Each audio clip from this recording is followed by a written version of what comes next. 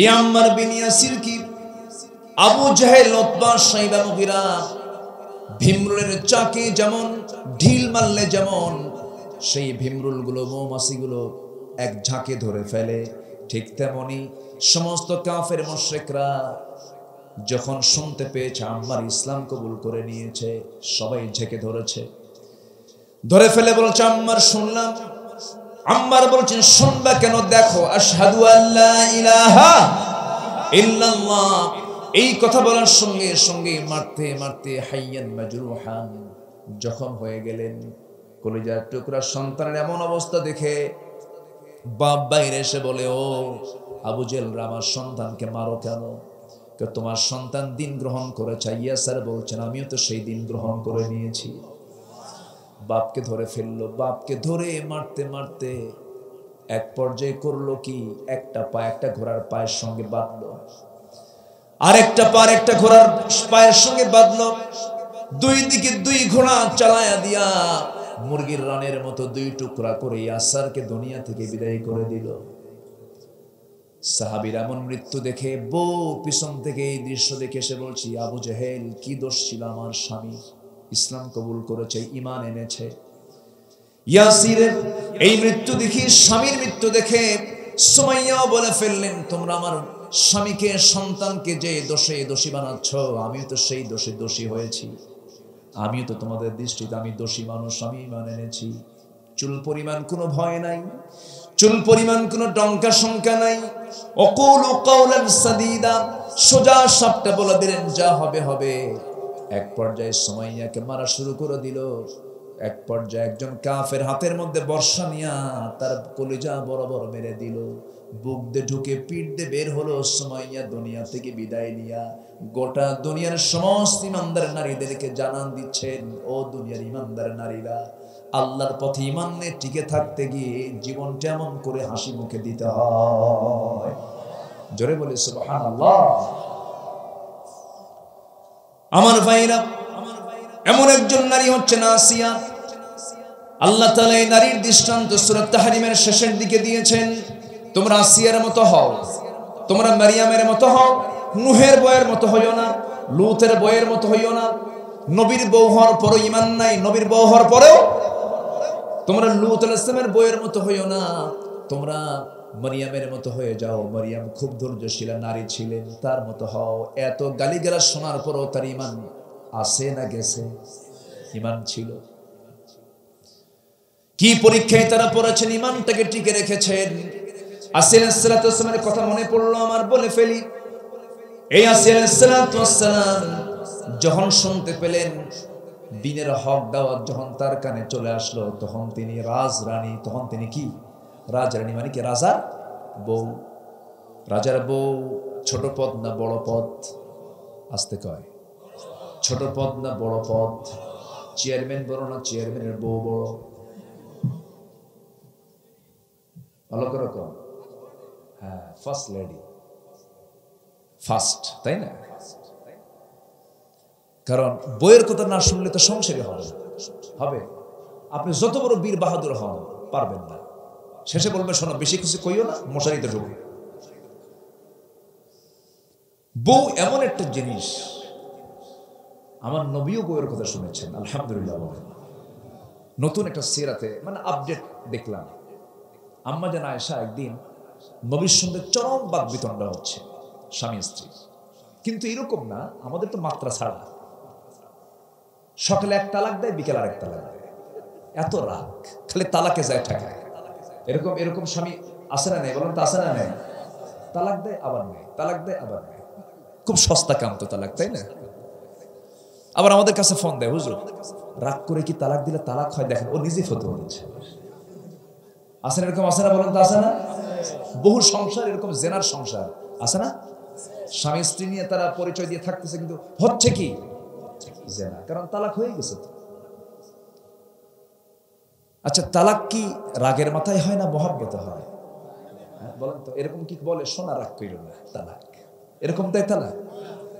তালাক কি মহব্বতে হয় না রাগে হয়? বেকুব এই প্রশ্ন করে কেন আমার বুঝে আসে না। আচ্ছা, মার্ডার যদি কেউ করে, রাগের মাথায় যদি মার্ডার করে, ও মনে মরবে না নাকি? হ্যাঁ, মার্ডার যদি কেউ রাগের মাথায় করে মরবে না? মরবে। যেটা বলবেন সেটা হবে। আইন তো আইন, আইন আপনার নিজের মুখে আপনি উঠায় নেবেন কেন? ঠিক কিনা? অসংখ্য পরিবার জেনার কারবার চলছে, অসংখ্য। কিন্তু আমার নবীর পরিবারে এরকম লাগে নাই। হঠাৎ করে একদিন আম্মা জান এসে বলতেছে, ইয়া রাসূলুল্লাহ, আমি বিচার চাই। কেন? আপনার বিচার চাই। আম্মা জান এসে বলতেছে, তো বিচার করবে কে? আমি ওমরে ডাক দিই। কেন ওমরে ডাক দিলে হবে না? কাকে? আব্বাকে ডাক দেন। সাইয়েদনা আবু বকর সিদ্দিককে ডাকতে বললেন। আচ্ছা ঠিক আছে, ডাকতেছি। বলতেছে, আবু বকর, তোমার মেয়ে আমার বিরুদ্ধে বিচার প্রার্থী। আপনার বিরুদ্ধে? আপনার বিরুদ্ধে আমার বিয়ে বিচার প্রার্থী? খাইয়া ফেলাম। কথা বলছেন নাই? ভিতরে ঢুকেই মারতে যাচ্ছেন। রাসূল বলছেন, আবু বকর, তুমি হলে বিচারক, তুমি যদি মারতে যাও এটা আবার কেমন কথা? তোমার তো মারা মানায় না, তুমি বিচার করো, মারতে যাও ওখানে। দেখেন মহব্বত আছে কিন্তু। আলহামদুলিল্লাহ বলবেন না? যখন মারতে গেছেন, আম্মা জান আয়েশা আবার সেই ভয়ে দৌড় মেরে এসে নবীর পিছনে দাঁড়িয়েছে। রাসূল বলছেন, আয়েশা, তুমি আমার বিচারের জন্য তোমার আব্বাকে ডেকে আমার পিছনে আবার দাঁড়াচ্ছ। আলহামদুলিল্লাহ বলবেন না? বিচার কি আছে? বিচার কি শেষ? তাদের কথার মধ্যেও, তাদের আচরণের মধ্যেও শিক্ষা ছিল। আলহামদুলিল্লাহ বলে। স্বামী স্ত্রীর মধ্যে রাগ বিরাগ হবে না কেন? রাগ না হলে তো মহব্বত হবে না, একটু লাগবেই তো। কিন্তু লাগতে লাগতে এত লাগা লাগে, হুজুর তালাক তো দিয়ে ফেলছে, কি হুজুর 100 তালাক দিচ্ছে। কেমন করে দিলেন হুজুর? 1 তালাকে আমার রাগ ওঠে নাই, শেষ হয় নাই, 100 তালাক দিয়া ওর মায়ের শুনতে দিচ্ছে। আছে না নাই? এগুলো না। স্বামী স্ত্রীর মধ্যে মুহাব্বত যারা আছে, মাওয়াদ্দাতু ওয়া রাহমা, আমার আগের আলোচক এই আয়াতের আলোচনা করেছেন। বিয়েতে মুহাব্বত থাকে, রহমত থাকে। আর বিয়ে ছাড়া যেটা, এটার মধ্যে মুহাব্বত থাকতে পারে কিন্তু রহমত চুল পরিমাণ নাই। এই যে পার্কে যে বসে, পার্কে ছেলে নিয়ে যে বসে, মুহাব্বত না? আসতে পারে মুহাব্বত নাই কেন? মুহাব্বত ছাড়া কি বসে? মুহাব্বত, কিন্তু রহমত আছে? আছে। রহমত আছে? রহমত নাই। আর বিয়েতে মুহাব্বত আছে না নাই? রহমত আছে, মুহাব্বত আছে। এই শিশু পার্কগুলো সব ভরে গেছে শিশু দিয়া, না শিশুর মা খেলা দিয়া। তো শিশু পার্ক নামটা কি দরকার? কর্তৃপক্ষকে বলে দেওয়া দরকার, আজকে থেকে এই শিশু পার্কের নাম শিশু পার্ক না রাখিয়া শিশুর মা খেলা পার্ক।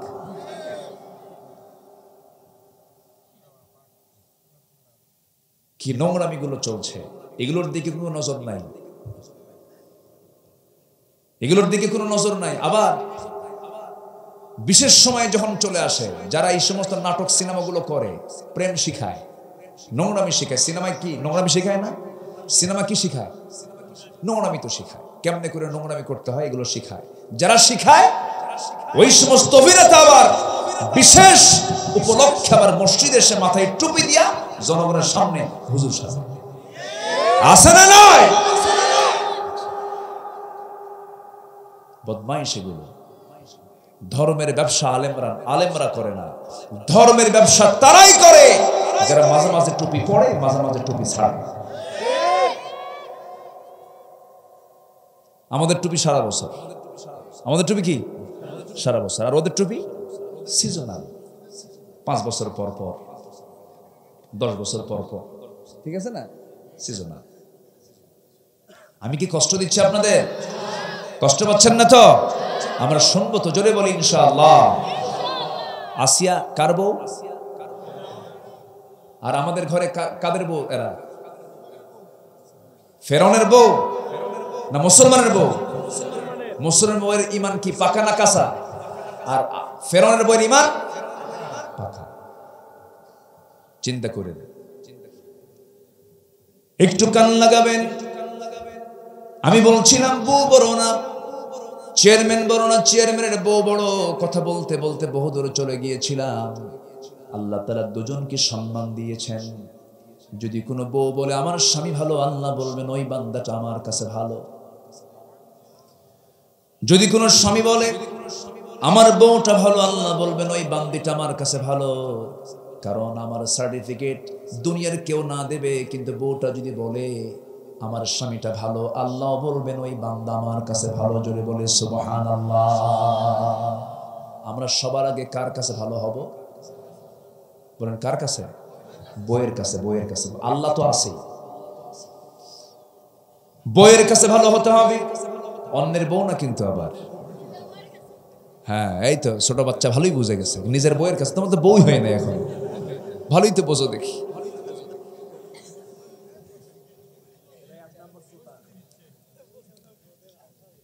ছোট বাচ্চারাও বোঝে, ওরা বেশি বোঝে, আলহামদুলিল্লাহ। আমার বন্ধুগণ, রাসূল নিজে বলেছেন আমি আমার স্ত্রীদের কাছে ভালো, তোমরা তোমাদের স্ত্রীর কাছে ভালো হয়ে যাও, তারা তোমাদেরকে ভালো বলুক। কারণ একটা স্ত্রী জানতে পারে, বুঝতে পারে আমার স্বামী কত নম্বর লুচ্চা, কি ঠিক কিনা? অন্য কেউ বুঝবে না, স্বামীটা ভালো, বউ এটা ভালো করে বুঝে জানে। হুন্না লিবাসুল লাকুম ওয়া আনতুম লিবাসুল লাহুন্না। কিন্তু আসিয়া আলাইহিস সালাতু ওয়াস সালামের ক্ষেত্রে ব্যতিক্রম হয়ে গেল, স্বামীটা খারাপ, বউটা মহান ভালো। শুধু ভালো নন, এত ভালো মানুষ আল্লাহ তাআলা তার নামটাকে কোরআনে কোট করে দিয়েছে। কি দাম আল্লাহ তাআলা তাকে দান করেছেন, এত সম্মান দিলেন, এত মর্যাদা দিলেন। কেন? শুধুমাত্র তার একটা বড় গুণ, সেটা হলো ঈমান। শুধু আনেন না, ঈমানটাকে টিকে রেখেছেন। একজন ফার্স্ট লেডি হওয়ার পরেও ফার্স্ট লেডির পথ তিনি ত্যাগ করলেন, রাজরানীর মর্যাদা তিনি ত্যাগ করলেন, সামাজিক মর্যাদা তিনি ত্যাগ করলেন, দুনিয়ার সমস্ত নাজ নিয়ামত সব কিছু কি তিনি বর্জন করে শেষ পর্যন্ত বলে ফেলেন, স্বামী আমার, দুনিয়ার সমস্ত নাজ নিয়ামতকে আমি প্রাধান্য না দিয়া আমি আল্লাহর বিশ্বাসকে প্রাধান্য দিয়েছি, আখিরাতকে প্রাধান্য দিয়েছি। আপনি আমাকে যতই বোঝান কোনো কাম হবে না।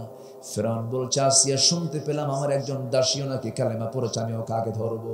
তো ধরেন দেখি। ভয় দেখাচ্ছে ফেরাউন, দাসীকে ধরা হলো। দাসীকে ধরি, আসিয়ার সামনে ওই দাসীকে ধরে, বাদিকে ধরে হাতের মধ্যে পেরেক ঢুকালো, দুই পায়ের মধ্যে পেরেক ঢুকায়া একটা করে অঙ্গ কেটে ফেলে দেয়, আর বলে ইসলাম ছাড়বি কিনা বল। ওই দাসী কালেমা পড়তে পড়তে দুনিয়া থেকে বিদায় নিয়ে নিলেন।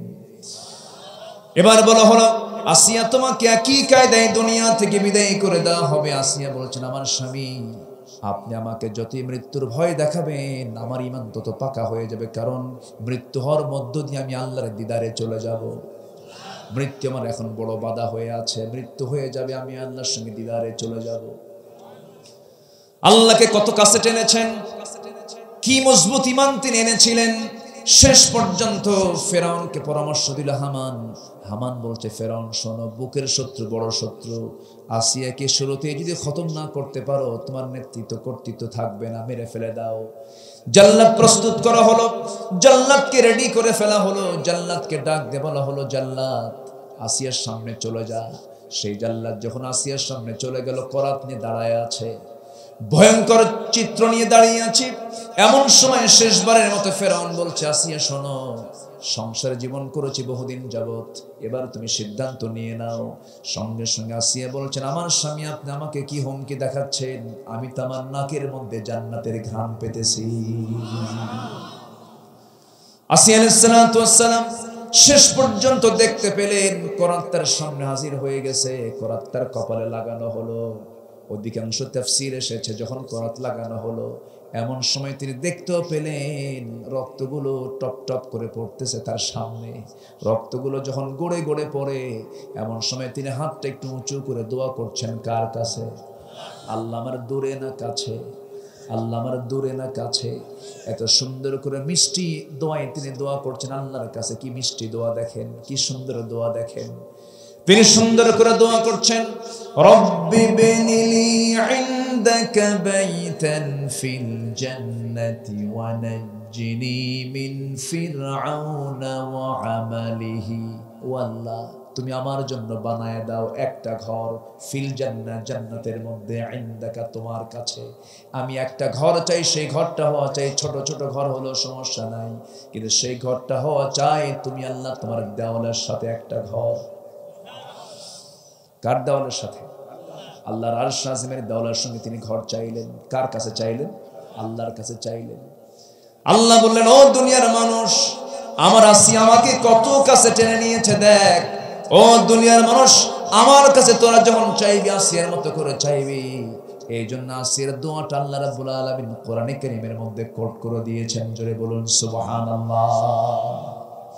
আল্লাহ রাব্বুল আলামিন তার পরিচয় দিয়েছেন 10 পারা জুড়ে। কোরআনে কারীমের 10 পারা জুড়ে তিনি তার পরিচয় দিয়েছেন।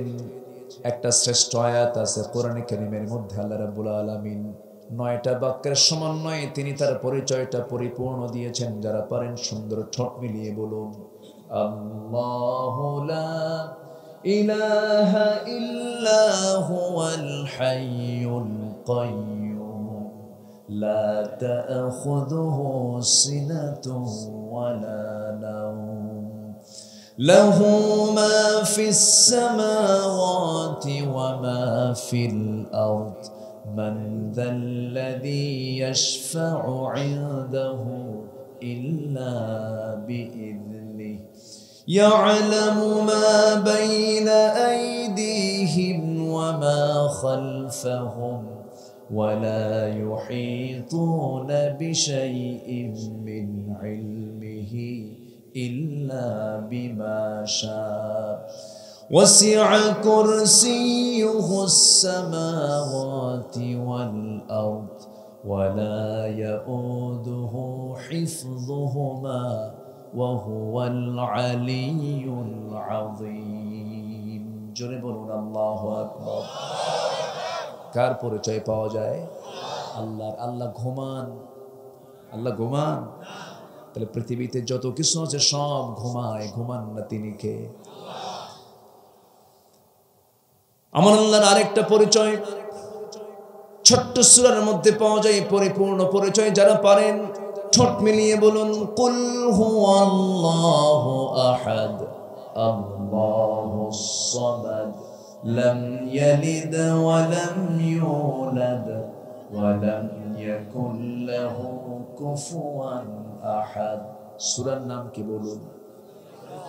অনেকে ইখলাস পারে না কিন্তু কুলহু পারে, আছে না? সূরা ফাতিহা পারে না কিন্তু আলহামদু পারে। এই সূরা ইখলাসটা এমন একটা দামি সূরা, সহিহ হাদিসের বর্ণনা, যদি কোনো বান্দা ঘুমানোর পূর্বে যদি সূরা ইখলাস একবার না, দুবার না, 3টি বার যদি পড়ে, যদি ঘুমিয়ে পড়ে, মহান রব্বুল আলামিন তার আমলনামে গোটা কোরআন খতমের সমান সওয়াব তার আমলনামায় দিয়ে দেয়। কেন? পরিচয় কার? আল্লাহর পরিচয়।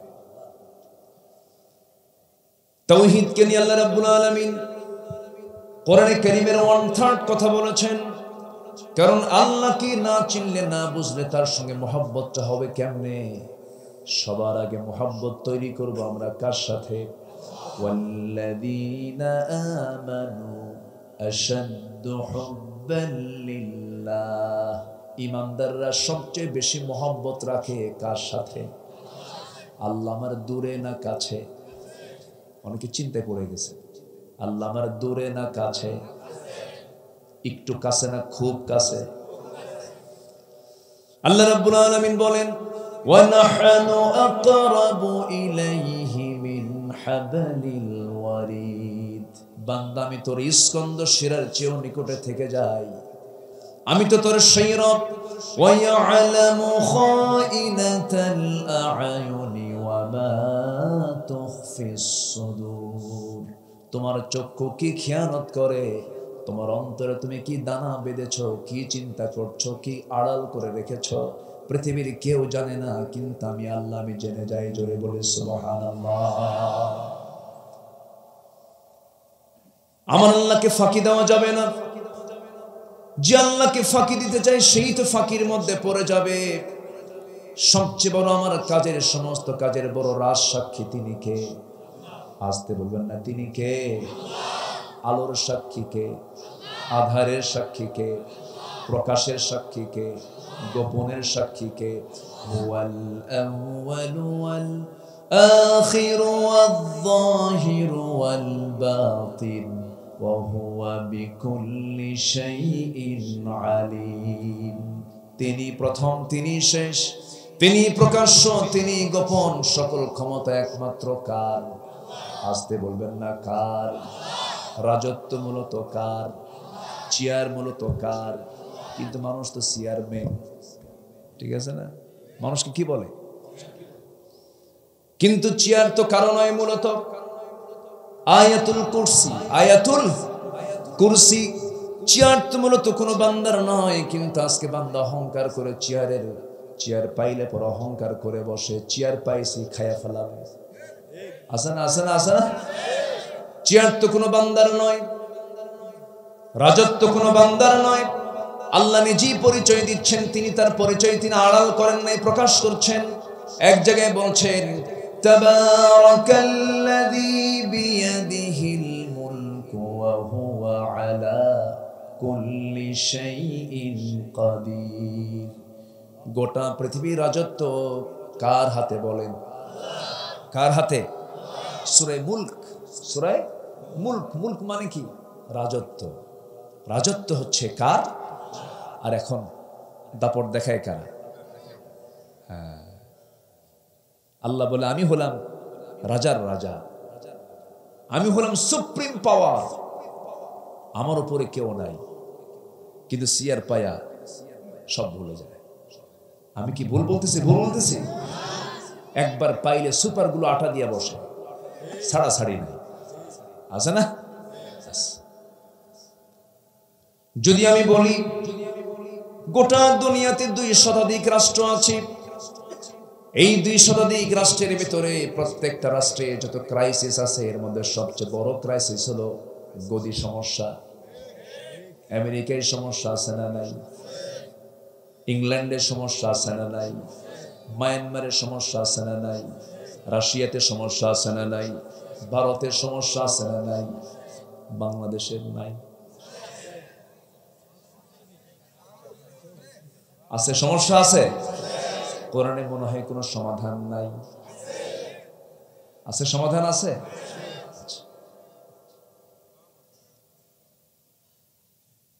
উচিত কথায় বন্ধু বাজার, গরম ভাতে বিলাই বাজার। কিন্তু কথা তো বলতেই হয়, কথা না বললে কি উপায় আছে? আসতে বলবেন না উপায় আছে? একটু হক কথা বলতে হবে, সোজা কথা বলতে হবে। হেকমতের নামে হককে আড়াল করা যাবে না। হেকমত মানে হককে আড়াল নয়, হেকমত মানে হচ্ছে প্রজ্ঞার সাথে হককে হাইলাইট করা, উপস্থাপন করা। আমার বন্ধুগণ, এই দুনিয়া ছেড়ে আমিও যাব, আপনিও যাবেন। রাজত্ব কারো টিকবে না, সব রাজত্ব একদিন শেষ হয়ে যাবে। আল্লাহ রাব্বুল আলামিন নিজেই বলছেন, কুল্লু মান আলাইহা ফান ওয়া ইয়াবকা ওয়াজহু রাব্বিকা যুল জালালি ওয়াল ইকরাম। ঠোঁট মিলে দিল থেকে সবাই বলুন, ফাবিআইয়ি আলা'i রাব্বিকুমা তুকাযযিবান। দুনিয়ার সব কিছু ফানা ফানা হয়ে যাবে, টুকরো টুকরো হয়ে যাবে, ডেস্ট্রয় হয়ে যাবে। কেবলমাত্র শুধুমাত্র একমাত্র ঠিক থেকে যাবেন তিনি আমার কে। অতএব ধর্ণা যদি দিতেই হয়, ধর্ণা দেব কার কাছে? নেতা আজকে আছে নেতা, কালকে নেতা নাও থাকতে পারে। আজকে আমি যাকে ধরলাম সে কালকে নাও থাকতে পারে।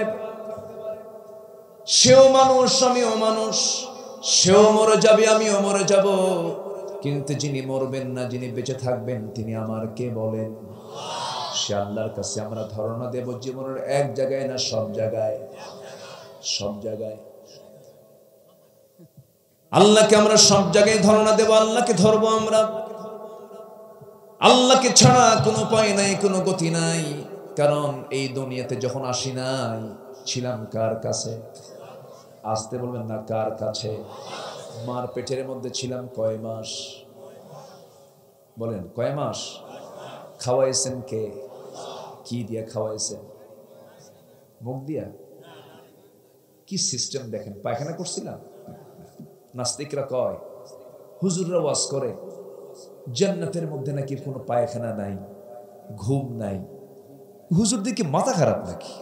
বল বেকুব, তুই যে মার পেটে 9 মাস ছিলে, পায়খানা করলে কোন দিন?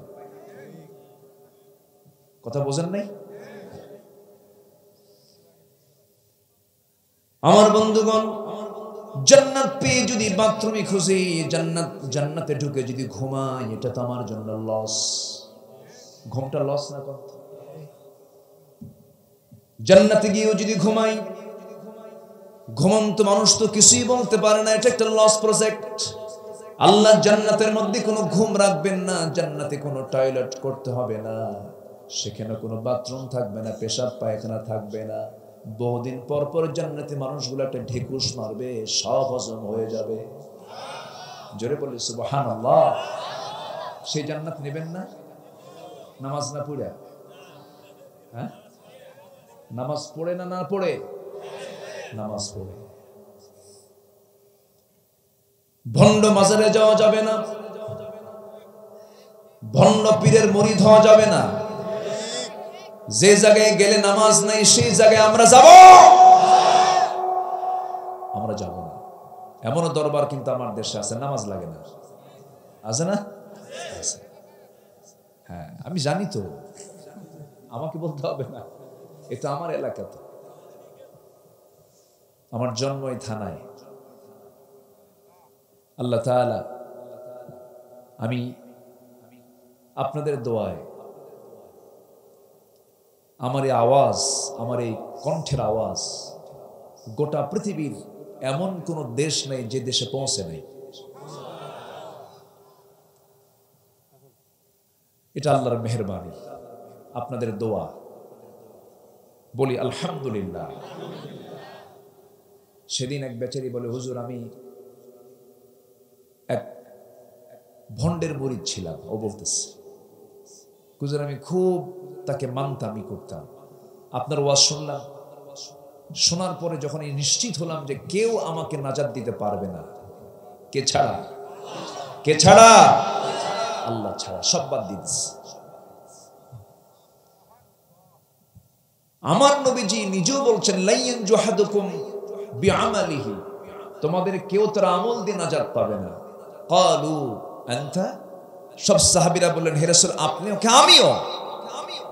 আমিও নাজাত পাবো না যদি আল্লাহ তাআলা আমাকে রহমতে ধন্য না করেন। তবে আল্লাহ তাআলা আমাকে রহমতের চাদর দিয়ে আবৃত করবেন। জোরে করুন সুবহানাল্লাহ। যেখানে আমার রাসূল এই কথা বলছেন, সেখানে এরা জান্নাত টিকিট দিয়ে দেয়। আপনি তো জান্নাতি। আছে না এরকম কথা? আসতে বলবেন না, আছে না নাই?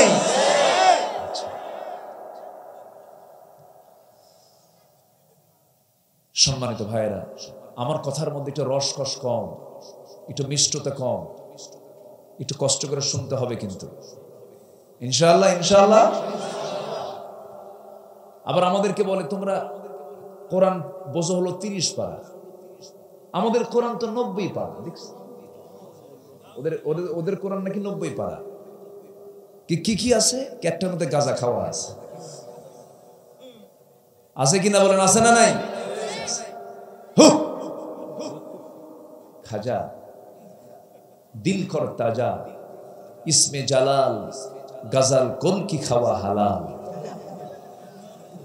আছে না এরকম? আছে না? আছে না? আছে না? এগুলো সব ভণ্ডামি দূর হবে। 1.5 হাত লাঠি। কয় হাত লাঠি বলেন? 1.5 হাত। এর চেয়ে বড় ওষুধ নাই। এটা খুব কঠিন সিরিয়াস জিনিস। হ্যাঁ, মানের উপরে ওষুধ নাই। লা তারফা আসাকা আন আহলিক, লাঠি সরানো যাবে না। মুসার লাঠি নিতে হবে ফেরাউনকে দমন করার জন্য, ঠিক কি না? নবীরা শুধু হাতে তাসবিহ নেননি, নবীরা হাতের ভিতরে লাঠি নিয়েছেন বাতিলকে মোকাবেলা করার জন্য। মুসলমান সম্মানিত ভাইয়েরা, বহু কথা কিন্তু উঠতে তো দেরি করে ফেলছি। আসছে কিন্তু বহু আগে। আচ্ছা,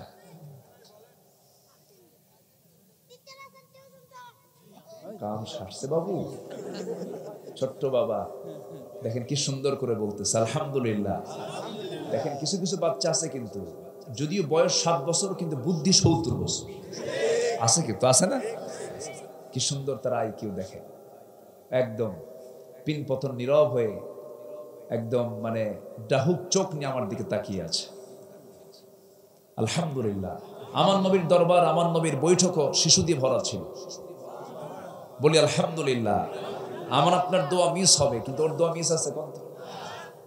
এরা ফেরেশতা, এদেরকে ধমক দিয়ে মসজিদ থেকে বের করে দেয় কিছু বুড়া আছে, আছেন এরকম, আছে না কিছু? এটা কিন্তু ভুল কথা, ভুল সিদ্ধান্ত এটা। শিশুরা ওদের জন্য কোনো মানে কি বলে কোনো আইন নাই ওদের জন্য, কোনো সিকিউরিটি নাই ওদের। একদম যেখানে ইচ্ছা সেখানে ঢুকবে ওরা। ইমামের সামনে যে শুক্র থাকবে তার সমস্যা নেই। ওদের জন্য গোটা মসজিদ ফাঁকা, ওদের জন্য কোনো কাতারের কোনো কিছু নেই। ওরা যেখানে ইচ্ছা সেখানে পড়বে না। আলহামদুলিল্লাহ বলো। যে সমাজের মসজিদগুলোতে বাচ্চাদের কান্নার হাসির আওয়াজ না আসে, বুঝতে হবে সেটা এখনো ইসলামী সমাজ হয়নি। বাচ্চাদের হাতে মোবাইল দিবেন নাই, মসজিদে পাঠাবেন, মসজিদে পাঠান। ওদের নামাজ পড়া দেখেন না শুক্রবারে একজন সেজদা দেয়, পিছন দিয়ে আরেকজন ঘুতান, এটাই ওদের নামাজ। ধমক দেওয়া যাবে না, এটাই ওদের নামাজ। আমার নবীজি জুমার খুতবা দিচ্ছেন, ইমাম হুসাইন 3.5 ফিট মানুষ, 5 ফিট জুব্বা পড়ছে। বলেন তো হাঁটবে না পড়বে? পড়ে একবার ওঠে, পড়ে একবার ওঠে। আমার নবীজি জুমার খুতবা ছেড়ে দিয়ে দূর থেকে হুসাইনকে কোলে করে প্রথম কাতারে বসায় দিলেন। আর আমার দেশে কিছু বুড়া চাচা আছে লাঠি নিয়ে থাকে, এগুলো ভুল। তোমরা থাকো, থাকবা না? হ্যাঁ, বলি ইনশাআল্লাহ। এরা জান্নাতের ফুল, এরা। আলহামদুলিল্লাহ বলেন। আমি সূরা হুজুরাত থেকে তেলাওয়াত করেছি, একটু মিলায় দেই। সূরা হুজুরাতের শেষ দিকের কয়েকটা আয়াত আমি তেলাওয়াত করি। সূরা হুজুরাত হলো পরিবারের সূরা।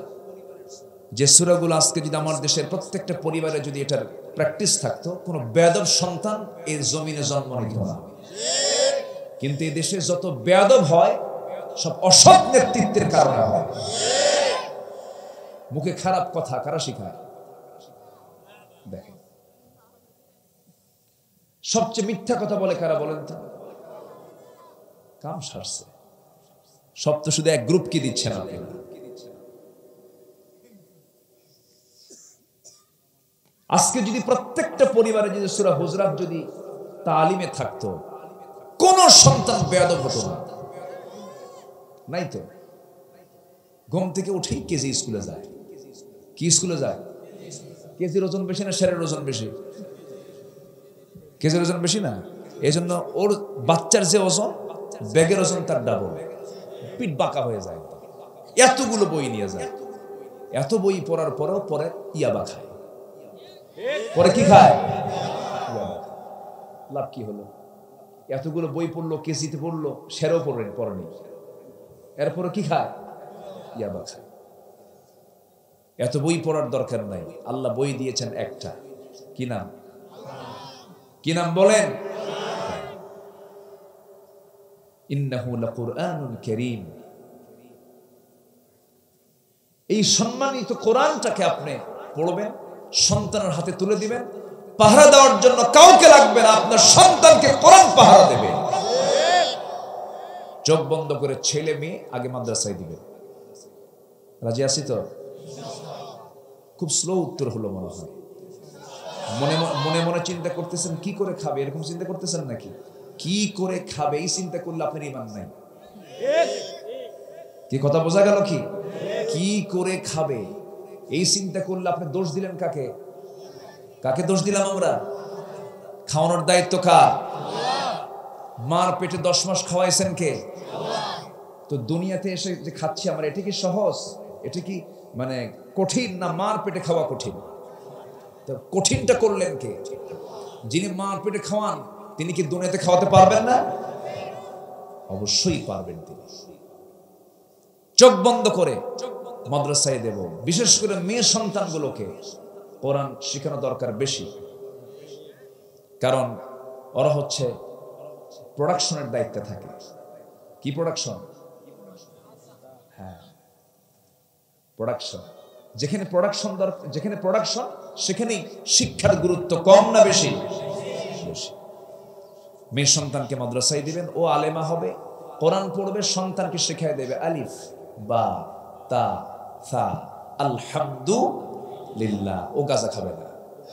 ও কি খাবে না? গাজা খাবে না।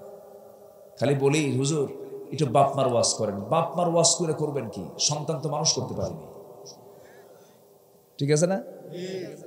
সন্তান ভালো হলে তো বাপ মাকে খেদমত করবে, সন্তান তো ভালো করতে পারিনি আমি। কষ্ট পাচ্ছেন নাকি আপনারা? তাহলে একটা মেসেজ কিন্তু আমি দিয়ে দিলাম, চোখ বন্ধ করে মেয়েকে ছেলেকে দেব কোথায়? মাদ্রাসায়। বহু কিছুই তো দেখলাম আমরা, চোখের সামনে দেখলাম। গত 1.5 বছর কি 2 বছর আগে ঢাকার ধানমন্ডির একজন বাসিন্দা, কোন এক নায়কের শ্বশুর, মনে আছে? প্রকাশ্যে ফেসবুক লাইভে এসে বৈধ পিস্তল নিয়ে মাথায় ঠেকিয়ে বলল, আমি আত্মহত্যা করলাম, আমার ছেলে আছে, মেয়ে আছে, বউ আছে, বাচ্চা আছে, কেউ আমাকে আরামে থাকতে দিল না। সুইসাইড করে দুনিয়া থেকে বিদায় নিল। ধানমন্ডির বাসিন্দা, কোনো ফকিরের বাচ্চা নয়, কোটি কোটি টাকার মালিক, বউ আছে, টাকা আছে, পয়সা আছে, কিন্তু সুখ নাই। সুইসাইড হয়ে দুনিয়া থেকে বিদায় নিল। সবই ছিল, কিন্তু পরিবারের ছিল না। কিসের শিক্ষা? কিসের শিক্ষা? কোরআনের শিক্ষা।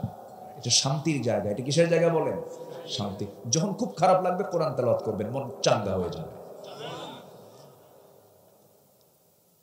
মন চাঙ্গা হয়ে যাবে। কোরআনটা সহি করে যারা পড়তে পারে না তারা বড় বড় কপাল। দুঃখ লাগে আমার দেশের সিলেবাসগুলোতে কোরআন শিক্ষাকে বাধ্যতামূলক করা হয়নি। যদি এমনটা হতো, প্রত্যেক শিক্ষার্থী যে কোনো ভাইবা বোর্ডে যখন অংশগ্রহণ করবে, তার নাম যদি আব্দুর রহমান হয়, আব্দুল মালিক হয়, তাকে প্রশ্ন করা হবে কোরআন থেকে 1 লাইন তেলাওয়াত কর, এটা সূরা তেলাওয়াত কর। কোরআন সহি না হলে তাকে ইন্টারভিউ, তাকে ভাইবা বোর্ডে তাকে 5 নাম্বার দেওয়া হবে না। এমন করে যদি বাধ্যতামূলক করে দেওয়া হতো, আমার দেশে কোনো মুসলমান কি কোরআন সহি করে না পড়ে থাকতে পারত? হ্যাঁ, বিসিএস ক্যাডার হচ্ছে, ফার্স্ট ক্লাস গেজেট কর্মকর্তা হচ্ছে, ইউনিভার্সিটির লেকচারার হচ্ছে, প্রফেসর হচ্ছে, নামাজ পড়াতে পারে না। যে নামাজ পড়াতে পারে না তার নামাজও হয় না। কি কথা কি বোঝা গেল? যে নামাজ পড়াতে পারে সেই প্রকৃত নামাজ। যে নামাজ পড়তে পারে সে নামাজ পড়াতেও পারে। আমার কথা কি বোঝা আসতেছে ভাই? যে নামাজ পড়তে পারে সে নামাজ পড়াতেও পারে। যে নামাজ পড়াতে পারে না সে নামাজ নিজেও পড়তে পারে না। আমার কথা বোঝা গেল? মুসল্লি সেই প্রকৃত মুসল্লি যে মুসল্লি নামাজ পড়তেও পারে, পড়াতেও পারে। বুকটা ফেটে যায়। পার্লামেন্টে কোরআন তেলাওয়াতের অধিবেশন শুরু হয়, কি বলে, পার্লামেন্টের অধিবেশন শুরু হয় কোরআন তেলাওয়াত দিয়ে। তো কারি সাহেব যায়নি, একদিন দেরি হয়ে গেছে, অধিবেশন শুরু হবে। স্পিকার মহোদয় বলছে একজন তেলাওয়াত করেন। এক পার্লামেন্টের কে তেলাওয়াত করতে দিছে, তেলাওয়াত করতেছে, কিল হে আল্লাহ হে হে। শয়তান কয় তোর আমার তেলাওয়াত ভালো। আর এই বেকুব গুলো যারা কোরআন পড়ে না, হাদিস পড়ে না, এরা আবার বলে হুজুররা কি জানে। আছে না এরকম? আছে না? বেদবির তো একটা মাত্রা আছে, বেদবির তো একটা মাত্রা আছে। আলেমদেরকে নিয়ে যারা কটূক্তি করেন, আলেমদেরকে যারা দেখলে গায়ে, যাদের গায়ে চুলকানি খাউজানি শুরু হয়, আলেমদেরকে নিয়ে যারা হেয় প্রতিপন্ন করেন, আমি তো মনে করি তাদের জন্মের মধ্যে কোনো সমস্যা আছে। আমার ধারণা এটা। কারণ একজন হক্কানি আলেমের মর্যাদা হলো আমার নবীজির কথা, আমার ওয়ারিস কেউ না, আমার ওয়ারিস হচ্ছে আলিমুল উম্মাহ। আবার ওরা বলে আমরাও তো কোরআন পড়ি, আমরাও তো কোরআন বুঝি। ওরা কোরআন বুঝো ওই কানার মতো। এক কানা গেছে মসজিদে নামাজ পড়তে, মাগরিবের আজান দেয়নি তো কানা ইমামের সঙ্গে কথা বলতে বলতে হঠাৎ করে বাকবিতণ্ডা শুরু হয়ে গেছে, চরম ঝগড়া।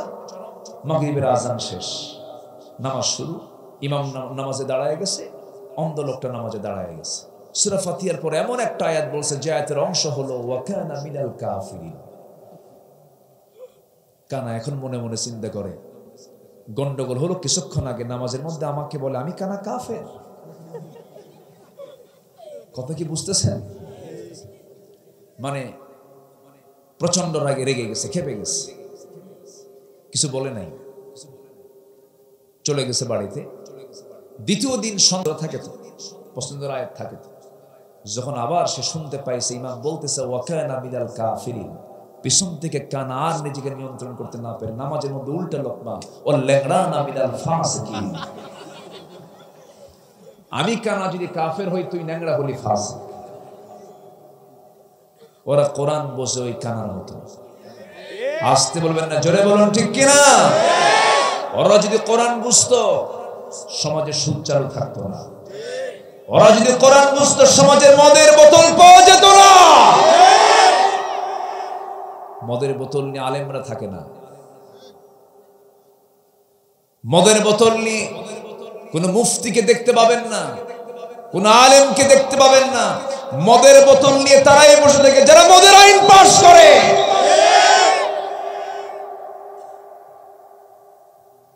মদ খাওয়া কি? আরো জোরে, আরো জোরে। এই বিধান কার? যদি কেউ বলে আপনি এই জাতীয় কথা বলতে পারবেন না, আমি বলি তাহলে আপনি এই আয়াতটা কেটে দেন। কোরআন আয়াত আছে না নেই বলেন? যদি পারো কেটে দাও। বুকটা ফেটে যায়। অনেক নামাজি জাহান্নামে যাবে, অনেক নামাজি জাহান্নামে যাবে না শুধু কোরআনকে পুরোপুরি না মানার কারণে। কোরআনকে পুরোপুরি মানে না এমন জাতীয় মুসলমান নামাজি আমার দেশে আছে না নাই? এই জন্য আল্লাহ রাব্বুল আলামিন সূরা হুজুরাতের 15 নম্বর আয়াতে বলছেন, প্রকৃত সত্যবাদী যদি তুমি হতে চাও আমার কাছ থেকে সাজেশনটা নিয়ে নাও। প্রকৃত মুমিন যদি হতে চাও আমার কাছ থেকে সাজেশনটা নিয়ে নাও। আল্লাহ বলছেন তোমরা যদি দুইটা কাজ করে আসতে পারো, দুইটা গুণ যদি অর্জন করতে পারো, আমি আল্লাহ রাব্বুল আলামিন আমার দফতর থেকে তোমাকে চারিত্রিক সনদ দিয়ে দেব। জোরে বলে সুবহানাল্লাহ। আমরা সনদ নেব কার কাছে? সার্টিফিকেট নেব কার কাছে? আমার দেশে ইউনিয়ন পরিষদেও সার্টিফিকেট দেয় না, চারিত্রিক সনদ দেয় না। গাঁজা খায় ও সার্টিফিকেট পায়, গাঁজা খায় ও সার্টিফিকেট পায়।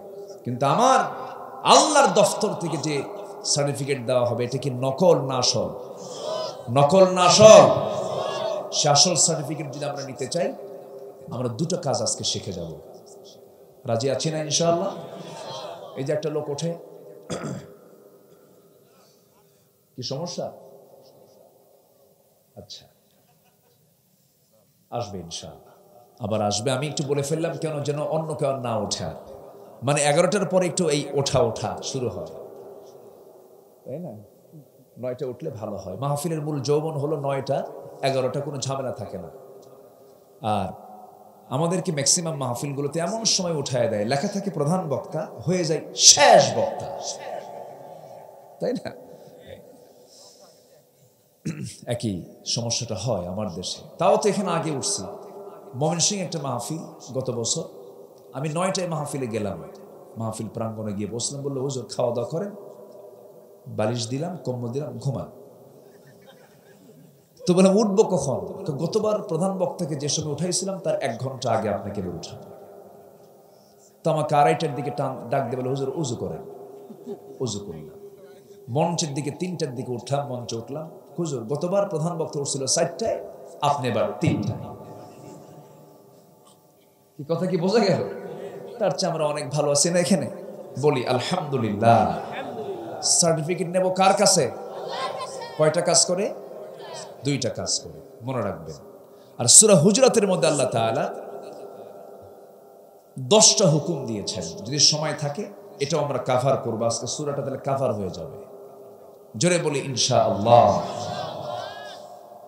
আল্লাহ রাব্বুল আলামিন সূরাতুল হুজরাতের 15 নম্বর আয়াতে বলছেন, ইন্নামাল মুমিনুনা আল্লাযীনা আমানু বিল্লাহি ওয়া রাসূলিহি সুম্মা লাম ইয়ারতাবু ওয়া জাহাদু বিআমওয়ালিহিম ওয়া আনফুসিহিম ফি সাবিলিল্লাহ উলাইকা হুমুস সাদিকুন।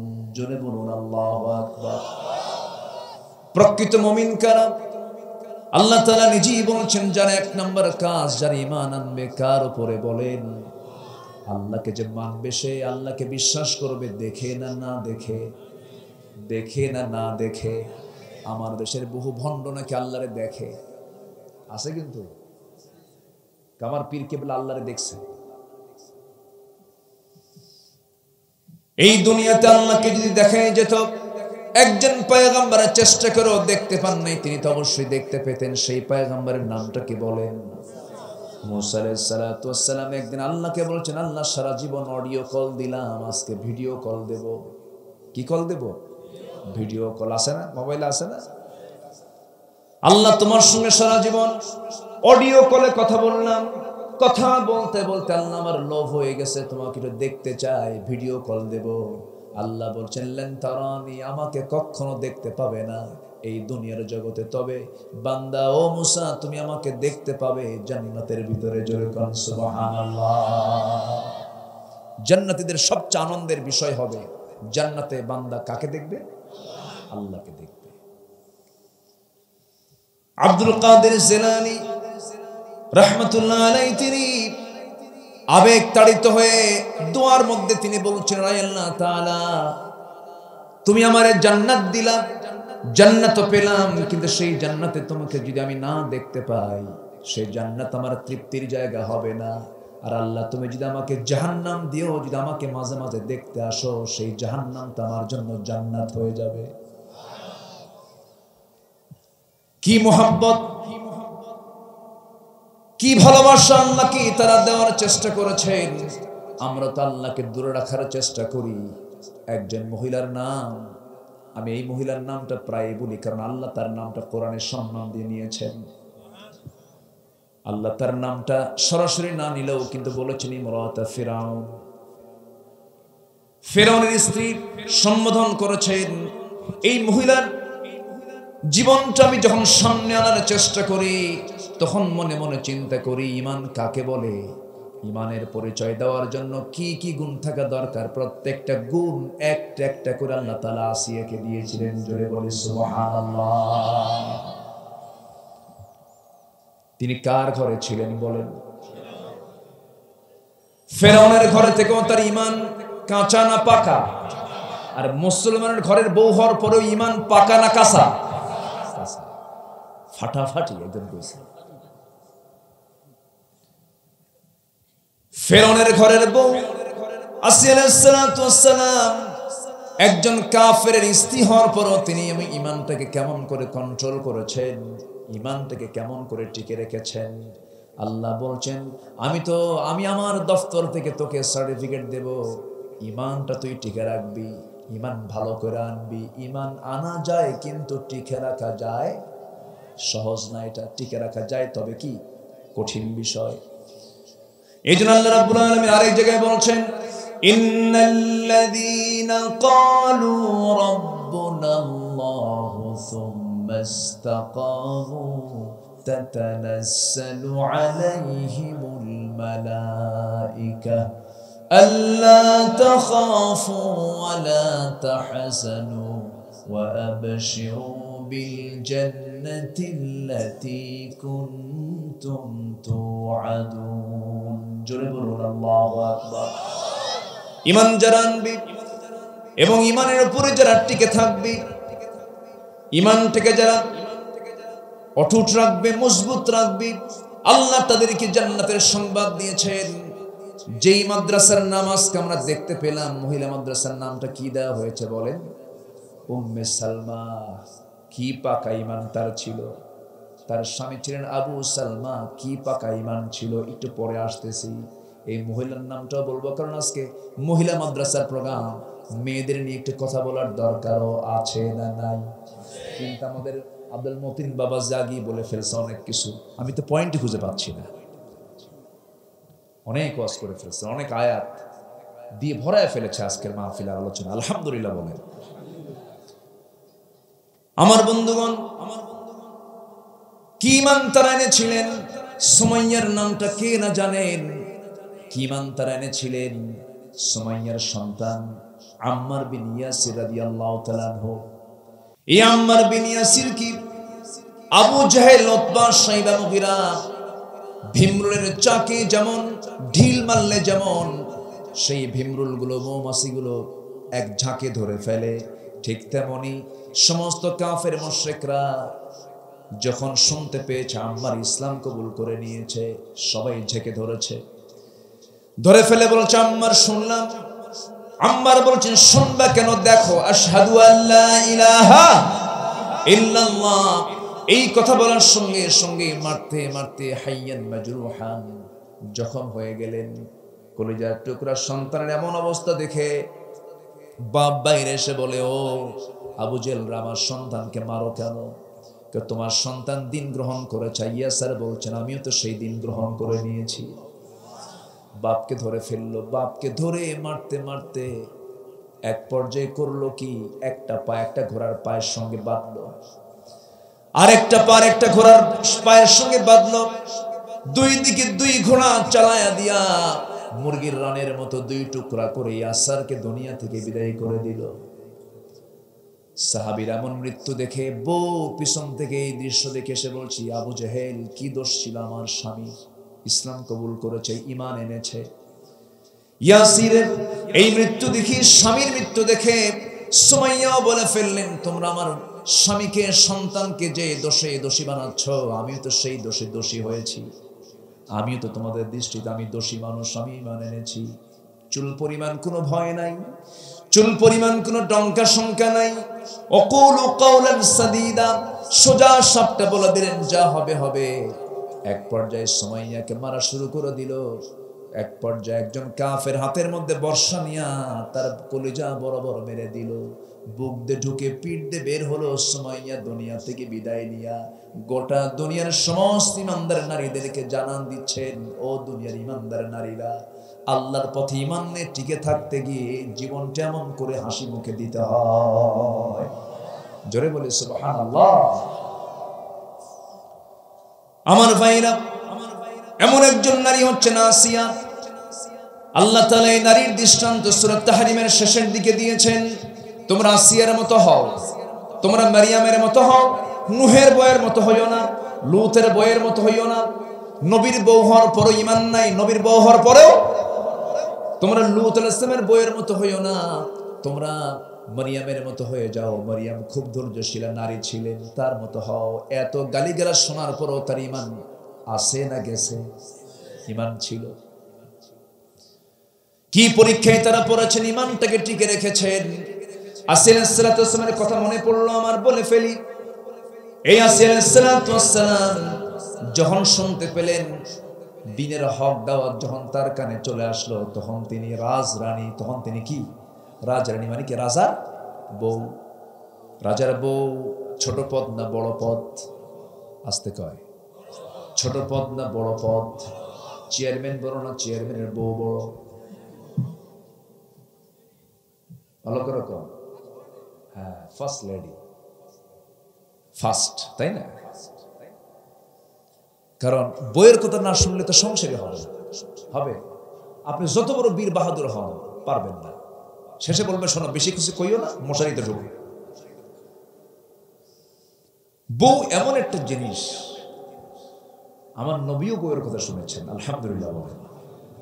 নতুন একটা সিরাতে মানে আপডেট দেখলাম, আম্মা জান আয়েশা একদিন নবীর সঙ্গে চরম বাদ বিতণ্ডা হচ্ছে, স্বামী স্ত্রী। কিন্তু এরকম না, আমাদের তো মাত্রা ছাড়া। সকালে এক তালাক দেয়, বিকেল আর এক তালাক দেয়। এত রাগ, খালি তালাকে যায় ঠেকায়। এরকম এরকম স্বামী আছে না নেই বলেন তো? আছে না নেই? তালাক দেয় আবার নেই, তালাক দেয় আবার নেই। খুব সস্তা কাম তো তালাক, তাই না? আবার আমাদের কাছে ফোন দেয়, হুজুর রাগ করে কি তালাক দিলে তালাক হয়? দেখেন, ও নিজেই ফতোয়া দিচ্ছে। আছে না এরকম? আছে না বলেন তো? আছে না? বহু সংসার এরকম জেনার সংসার আছে না?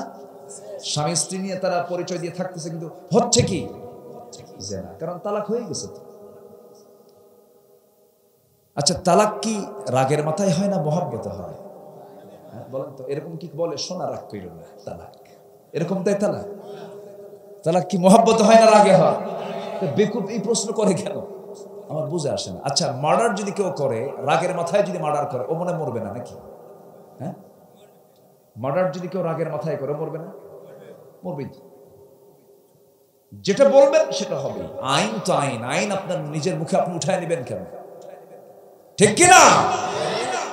অসংখ্য পরিবার জেনার কারবার চলছে, অসংখ্য।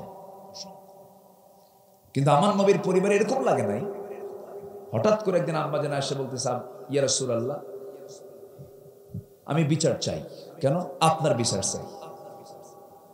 আম্মা জান এসে বলতেছে, তো বিচার করবে কে?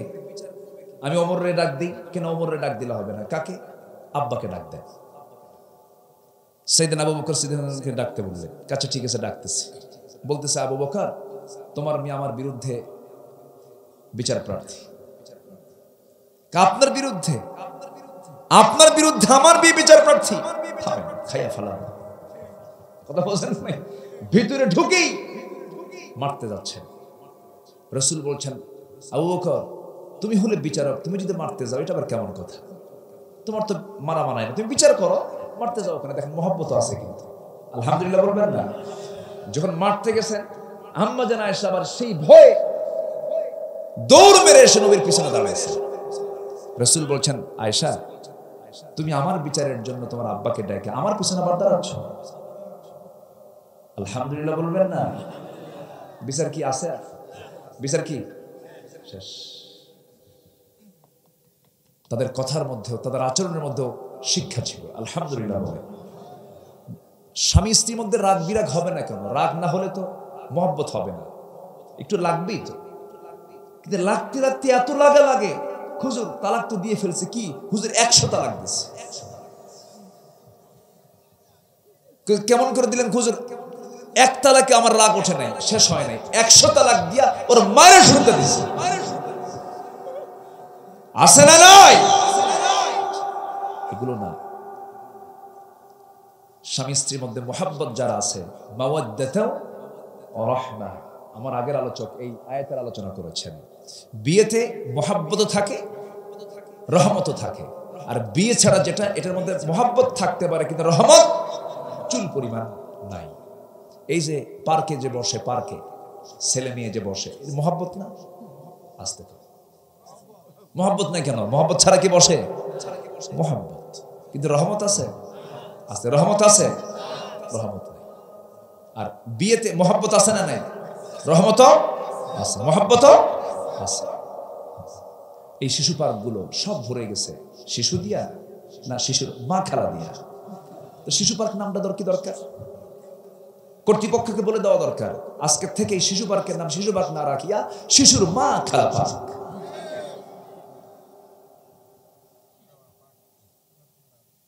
কি নোংরামিগুলো চলছে, এগুলোর দিকে কোনো নজর নাই, এগুলোর দিকে কোনো নজর নাই। আবার বিশেষ সময় যখন চলে আসে, যারা এই সমস্ত নাটক সিনেমাগুলো করে, প্রেম শিখায়, নোংরামি শিখায়। সিনেমায় কি নোংরামি শিখায় না? সিনেমা কি শিখায়? নোংরামি তো শিখায়। কেমনে করে নোংরামি করতে হয় এগুলো শিখায়। যারা শিখায় ওই সমস্ত অভিনেতা আবার বিশেষ উপলক্ষে আবার মসজিদে এসে মাথায় টুপি দিয়া জনগণের সামনে হুজুর সাজে। আছে না নাই? বদমাইশ এগুলো। ধর্মের ব্যবসা আলেমরা করে না, ধর্মের ব্যবসা তারাই করে যারা মাঝে মাঝে টুপি পরে, মাঝে মাঝে টুপি ছাড়ে। আমাদের টুপি সারা বছর, আমাদের টুপি কি সারা বছর, আর ওদের টুপি সিজনাল, 5 বছর পর পর 10 বছর পর পর, ঠিক আছে না? সিজনাল। আমি কি কষ্ট দিচ্ছি আপনাদের? কষ্ট পাচ্ছেন না তো? আমরা শুনবো তো, জোরে বলি ইনশাআল্লাহ। আসিয়া কার বউ? আর আমাদের ঘরে কাদের বউ এরা? ফেরাউনের বউ না মুসলমানের বউ? মুসলমানের বউয়ের ঈমান কি পাকা না কাঁচা? আর ফেরাউনের বউয়ের ঈমান পাকা। চিন্তা করে একটু কান লাগাবেন। আমি বলছিলাম বউ বড় না, চেয়ারম্যান বড় না, চেয়ারম্যানের বউ বড়। কথা বলতে বলতে বহুদূর চলে গিয়েছিলাম। আল্লাহ তাআলা দুজনকে সম্মান দিয়েছেন। যদি কোনো বউ বলে আমার স্বামী ভালো, আল্লাহ বলবেন ওই বান্দাটা আমার কাছে ভালো। যদি কোনো স্বামী বলে আমার বউটা ভালো, আল্লাহ বলবেন ওই বান্দিটা আমার কাছে ভালো। কারণ আমার সার্টিফিকেট দুনিয়ার কেউ না দেবে, কিন্তু বউটা যদি বলে আমার স্বামীটা ভালো, আল্লাহ বলবেন ওই বান্দা আমার কাছে ভালো। জোরে বলে সুবহানাল্লাহ। আমরা সবার আগে কার কাছে ভালো হব? বলেন কার কাছে? বউয়ের কাছে। বউয়ের কাছে আল্লাহ তো আছে, বউয়ের কাছে ভালো হতে হবে। অন্যের বউ না কিন্তু আবার। হ্যাঁ, এই তো ছোট বাচ্চা ভালোই বুঝে গেছে, নিজের বউয়ের কাছে। তোমার তো বউই হয় না এখন, ভালোই তো বোঝো দেখি।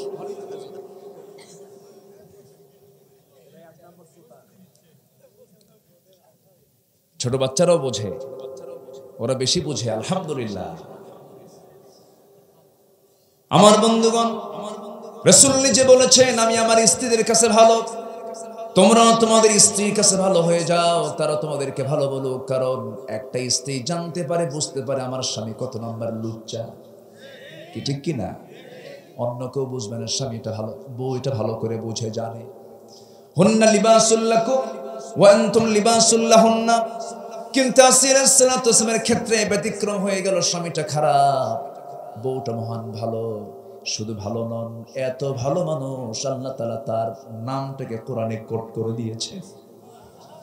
কি দাম আল্লাহ তাআলা তাকে দান করেছেন, এত সম্মান দিলেন, এত মর্যাদা দিলেন। কেন?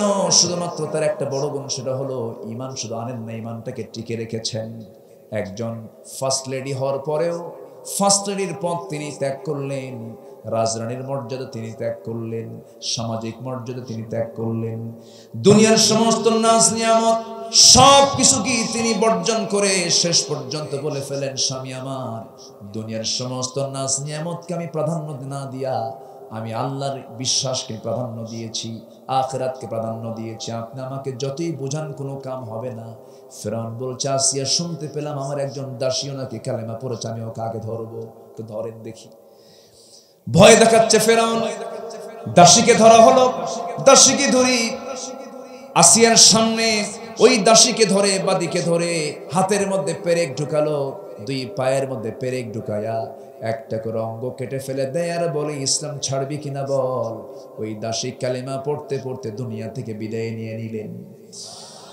এবার বলা হলো, আসিয়া তোমাকে একই কায়দায় দুনিয়া থেকে বিদায় করে দেওয়া হবে। আসিয়া বলছেন, আমার স্বামী, আপনি আমাকে যতই মৃত্যুর ভয় দেখাবেন আমার ঈমান তত পাকা হয়ে যাবে। কারণ মৃত্যু হওয়ার মধ্য দিয়ে আমি আল্লাহর দিদারে চলে যাব।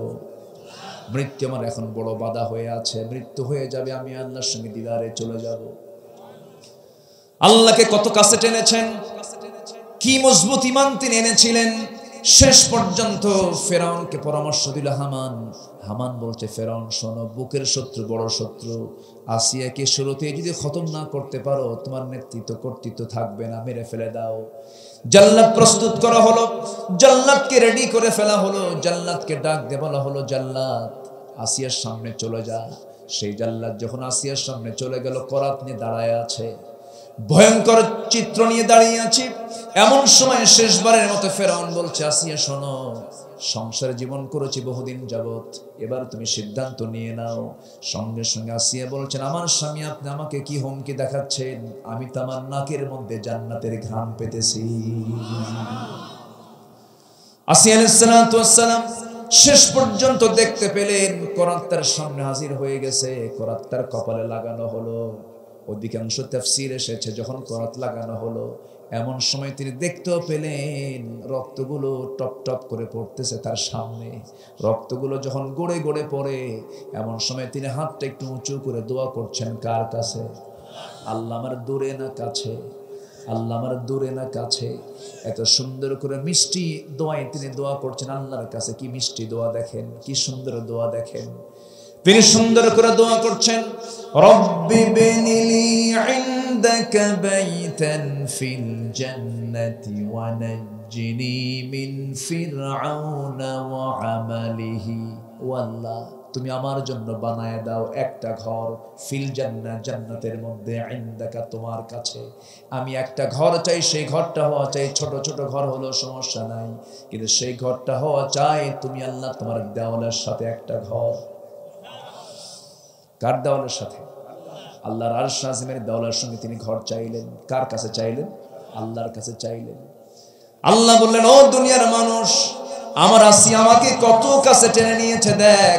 ও দুনিয়ার মানুষ, আমার কাছে তোরা যখন চাইবি আসিয়ার মতো করে চাইবি।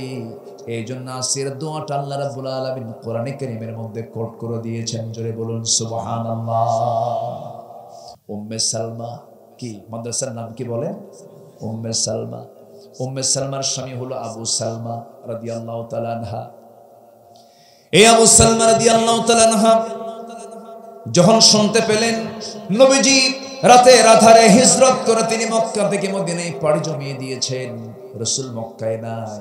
আবু সালমা বলছেন যে মক্কায় রাসূল নাই, সেই মক্কায় আমি আবু সালমা থাকবো না, আমিও চলে যাচ্ছি মদিনায়।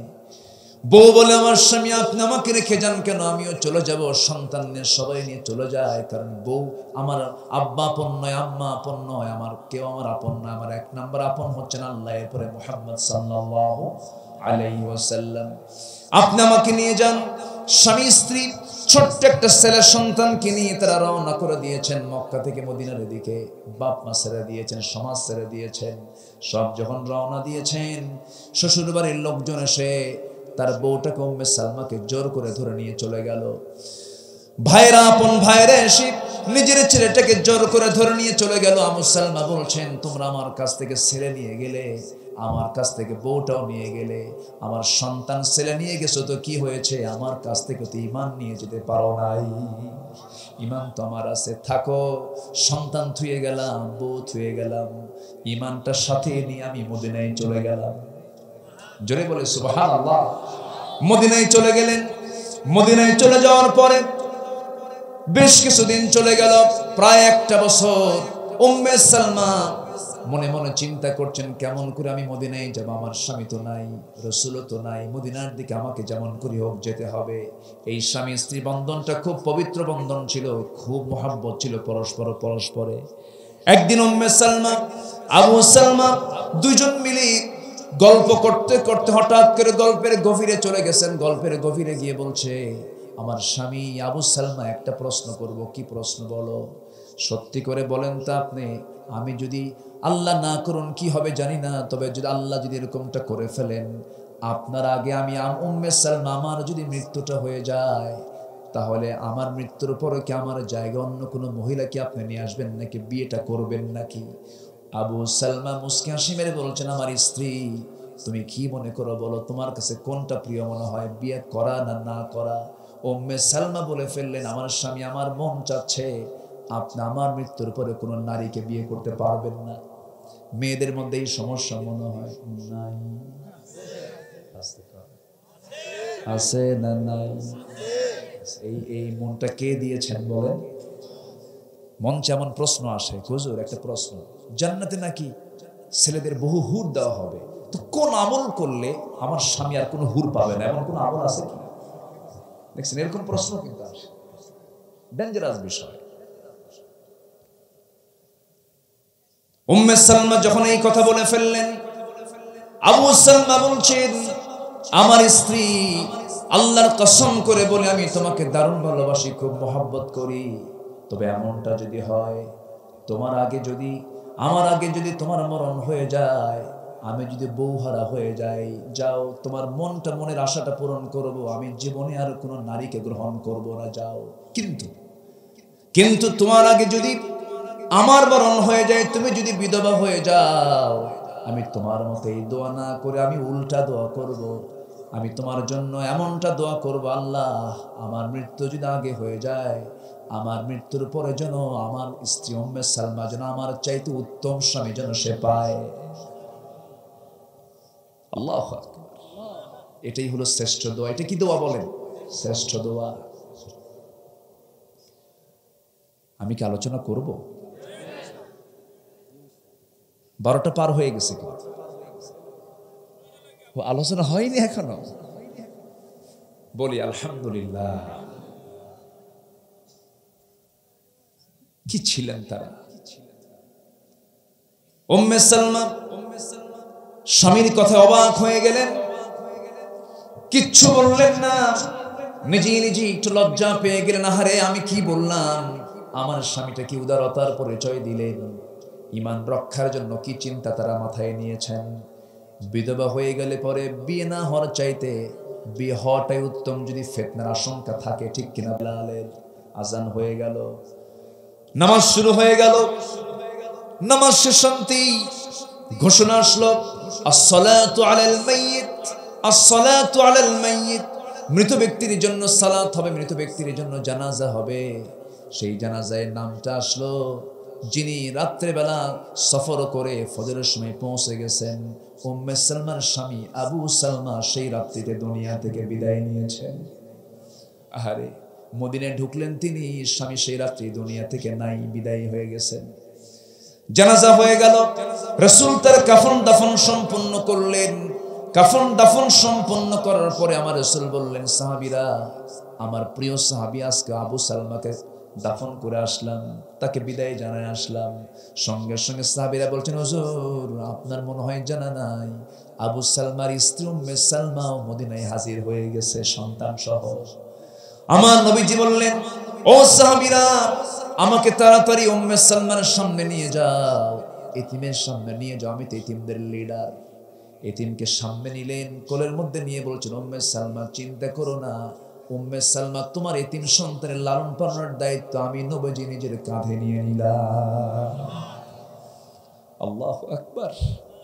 আমার নবীজি ছিলেন বড় আশ্রয়ের জায়গা। নেতা তো এমনই হওয়া দরকার ছিল, আমার নবীর কাছে যে যেত সে আশ্রয় পেয়ে যেত। আল্লাহু আকবার।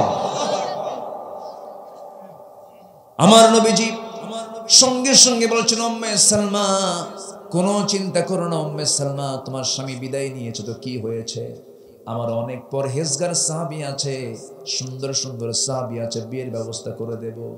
উম্মে সালমা বলছেন, ইয়া রাসূলুল্লাহ, এই জাগতিক জীবনে আমার স্বামীর চাইতে উত্তম পুরুষ আর আমি জীবনে দেখতে পাবো না, দেখতে চাইও না, আমার বিয়ের দরকারও নাই। এমন কথা যখন উম্মে সালমা বলে ফেললেন, নবীজি চুপ মেরে গেলেন, নবীজি আর কিচ্ছু বললেন না। কিন্তু আল্লাহ তাআলা যে আবু সালমার দোয়াটা কবুল করে নিয়েছেন, আবু সালমার সেই দিনের দোয়াটা কবুল করে নিয়েছেন। আল্লাহ তাআলা সঙ্গে সঙ্গে জিবরাইলকে পাঠায় দিয়ে বলছেন, জিবরাইল বলছেন, ইয়া রাসূলুল্লাহ, উম্মে সালমাকে বিয়ের জন্য আপনাকে আল্লাহ তাআলা অর্ডার দিয়েছে। জোরে বলে সুবহানাল্লাহ। আমার বন্ধুগণ, ঈমান আনলে পরে পুরস্কারও আছে না নাই? ত্যাগ স্বীকার করলে পুরস্কারও আছে না নাই? পুরস্কার কে দিবেন? আসতে বলবেন না, কে দিবেন? আল্লাহ দিয়ে দিবেন। আমার বন্ধুগণ, ঈমানটা আমরা আনবো, এটা হলো সবচেয়ে বড়, সবচাইতে বড় পুঁজি হলো ঈমান। ঈমান আছে, আমল নাই আবার তাও হবে না, আমল আছে ঈমান নেই তাও হবে না। দেখবেন সমাজে বহু লোক আছে খুব ভালো ভালো কাজ করে কিন্তু ঈমান নাই, আছে না? আচ্ছা, অনেক দেখবেন হিন্দু ভাই আছেন খুব ভালো মানুষ, আছে না? ভালো তার মানসিকতা, কিন্তু ঈমান নাই, তার কোনো দাম নাই। আমেরিকার একজন বিশ্ব ধনী, শীর্ষ বিখ্যাত ধনী বিল গেটস, তার বিশাল অর্থ সে সামাজিক কাজে সে ব্যয় করেছে, বিশাল অর্থ সে রেড ক্রসকে দান করেছে। এত বড় দানশীল হওয়ার পরেও সেই লোকটার ঈমান না থাকার কারণে সেই দানকে আল্লাহর দরবারে কবুল হবে নাকি? কবুল হবে না। এই জন্য সবচেয়ে বড় পুঁজি হলো ঈমান। সবচেয়ে বড় পুঁজি কি? ঈমান। আমার ঈমান টানবো 1 আনা না 16 আনা। আসতে বলবেন না, 1 আনা না 16 আনা। ঈমানদারকে শনিবারে বাঁশ কাটা যাবে না, বিশ্বাস করবে। সকালবেলা বাকি দেওয়া যাবে না, বিশ্বাস করবে। এগুলো আছে না আমার দেশে? আসতে বলে আছে না? বৃষ্টি দিন বিয়ে হওয়া যাবে না, বৃষ্টি দিন বিয়ে হলে পরে সারা জীবন খালি কাঁদবে। কি হাদিস পাইছে দেখে, আছে না এরকম? আমার ভাইয়েরা, সামনে মাজার দেখলে পরে কিছু কিছু লোক পাগল হয়ে যায়। দেখবেন কিছু হেল্পার আছে, সামনে মাজার দেখে বলে ওস্তাদ ব্রেক। ওস্তাদ কি ব্রেক মারেন, সামনে মাজার শরীফ, সামনে কি শরীফ? মাজার শরীফ। কসকস 100 টাকার নোট দিয়া বলতেছে বাবা উদ্ধার কইরো। বাবা কি কইরো? ঈমান আছে না গেছে? ঈমান আছে না গেছে? চলে গেছে। আমার নবীজি কারো কাছে সেজদা গ্রহণ করেন নাই। কোন সাহাবী রাসূলকে সেজদা দিয়েছেন এমন কোন হাদিস কোথাও কেউ পাবেন না। বরং আমার নবীজি নিজের জুতা নিজে বহন করতেন, নিজের কাপড়টা নিজেই সেলাই করতেন, নিজের কাপড়টা নিজেই ধুয়ে দিতেন। আমার নবীজি নিজের কাজ নিজে পছন্দ করতেন, কাউকে দিয়ে তিনি করাতে পছন্দ করতেন না। তার খাদেম ছিলেন একজন সাহাবী, তিনি হচ্ছেন আনাস বিন মালিক রাদিয়াল্লাহু তাআলা আনহু। 110 বছর বয়স ছিল তার। 110 বছর বয়সে তিনি মারা যান। নবীর খেদমতে তিনি 10 বছর বয়সে নবীর সামনে তিনি হাজির হন। তার মা উম্মে সুলাইম এসে বলছেন, ইয়া রাসূলুল্লাহি, মদিনার আনসার সাহাবীরা আপনাকে কেউ খেজুর বাগান দিয়ে গেল, কেউ উট দিয়ে গেল, কত কি দিয়ে গেল। আমি উম্মে সুলাইম কিছুই দিতে পারলাম না, আমার সন্তানকে দিয়ে গেলাম, আপনি যা ইচ্ছা তাই করে নিয়েন। জোরকান সুবহানাল্লাহ। আমার নবীর খেদমতে দিয়ে গেলেন। আনাস বিন মালিক তার নিজের হাদিসে বর্ণনা করেছেন, আমি নবীর সঙ্গে 10 বছর খেদমতে ছিলাম। 10 বছর বয়স থেকে 20 বছর পর্যন্ত আমার মোজদারি তেমন ওঠে নাই। এই 10 বছর আমার নবী আমাকে কোনোদিন একটা গ্লাস পর্যন্ত আমাকে আনতে বলেন নাই। আল্লাহু আকবার বলেন, জোরে কোন আল্লাহু আকবার। যদি না আনতে বলেন তাহলে খেদমত কি আনাস করেছেন না খেদমত রাসূল করেছেন? রাসূলই করেছেন। নবীজি কাউকে যখন দেখতেন কেউ তার সম্মানে দাঁড়ায় গেছে, বসে দিতেন। আমার নবীজি যুবকদেরকে খুব দাম দিতেন। নবীজি একদিন আলোচনা করছেন, এমন সময় একজন যুবক সামনে দাঁড়ায় আছে, বসার জায়গা পায় না। বসার জায়গা না পেয়ে আমার রাসূল নিজের গায়ের চাদরটা তার দিকে ফিকা মারলেন, বললেন, ও সাহাবী, আমার গায়ের চাদরটা দিলাম তোমাকে, আমার চাদরের উপরে সুন্দর করে বসে যাও। জোরে বলেন সুবহানাল্লাহ। নবীজি সবার সঙ্গে মিশে মিশে কথা বলতেন। আমার নবীজির সিরাত আজকে মুসলমানদের মধ্যে নাই, সে আখলাকগুলো সব হারায় গেছে। আমার নবীজি মিশে মিশে কথা বলতেন, আমার নবীজি পরিবারকে সময় দিতেন। আম্মা জান খাদিজার সবচেয়ে কাছের কন্যা ফাতিমার নাম তো সবাই শুনেছি, আমরা শুনি নাই? ফাতিমা ধনী ছিলেন না গরিব ছিলেন? ধনী ছিলেন না গরিব ছিলেন? গরিব ছিলেন। গরিবের সঙ্গে তার বিয়ে হয়েছিল, কিন্তু তার আপন বোন আরেকজন উম্মে কুলসুম ধনী ছিলেন না গরিব ছিলেন? ধনী ছিলেন। কিন্তু আমার নবীজি প্রশংসা করেছেন বেশি কার? ফাতিমার প্রশংসা তিনি করেছেন। বিয়ে দিয়ে দিলেন। বিয়ে দেওয়ার পর হাসান হোসেনের যখন জন্ম হলো, নবীর কাছে আসলেন একদিন, এসে বলছেন, আব্বা জান বিয়ে দিয়েছেন, আমার কোনো আপত্তি না, আমি খুব আনন্দিত। কিন্তু আপনার নাতি 2টা হওয়ার পর থেকে আমার কষ্টের পরিমাণটা বেড়ে গেছে। কাঁচা ঘর, কাপড় চোপড় তাড়াতাড়ি ময়লা হয়ে যায়, আমার একজন কাজের মানুষের বড্ড প্রয়োজন। আব্বা আপনি তো রাষ্ট্রপতি মানুষ, রাষ্ট্রপ্রধান মানুষ, একটু দেখুন দেখুন তো কোনো ব্যবস্থা করা যায় নাকি। আমার নবীজি আস্তে করে ফাতিমাকে ডাক দিয়ে বলছেন, ফাতিমা শোন, এই যে 12 মাইল লম্বা উহুদ পাহাড় দেখতে পাচ্ছিস মা ফাতিমা, এই 12 মাইল লম্বাটাকে যদি, পাহাড়টাকে যদি আমি বলতাম আল্লাহ আমার জন্য সোনা বানায় দাও, আল্লাহ আমার জন্য সোনা বানায় দিতেন।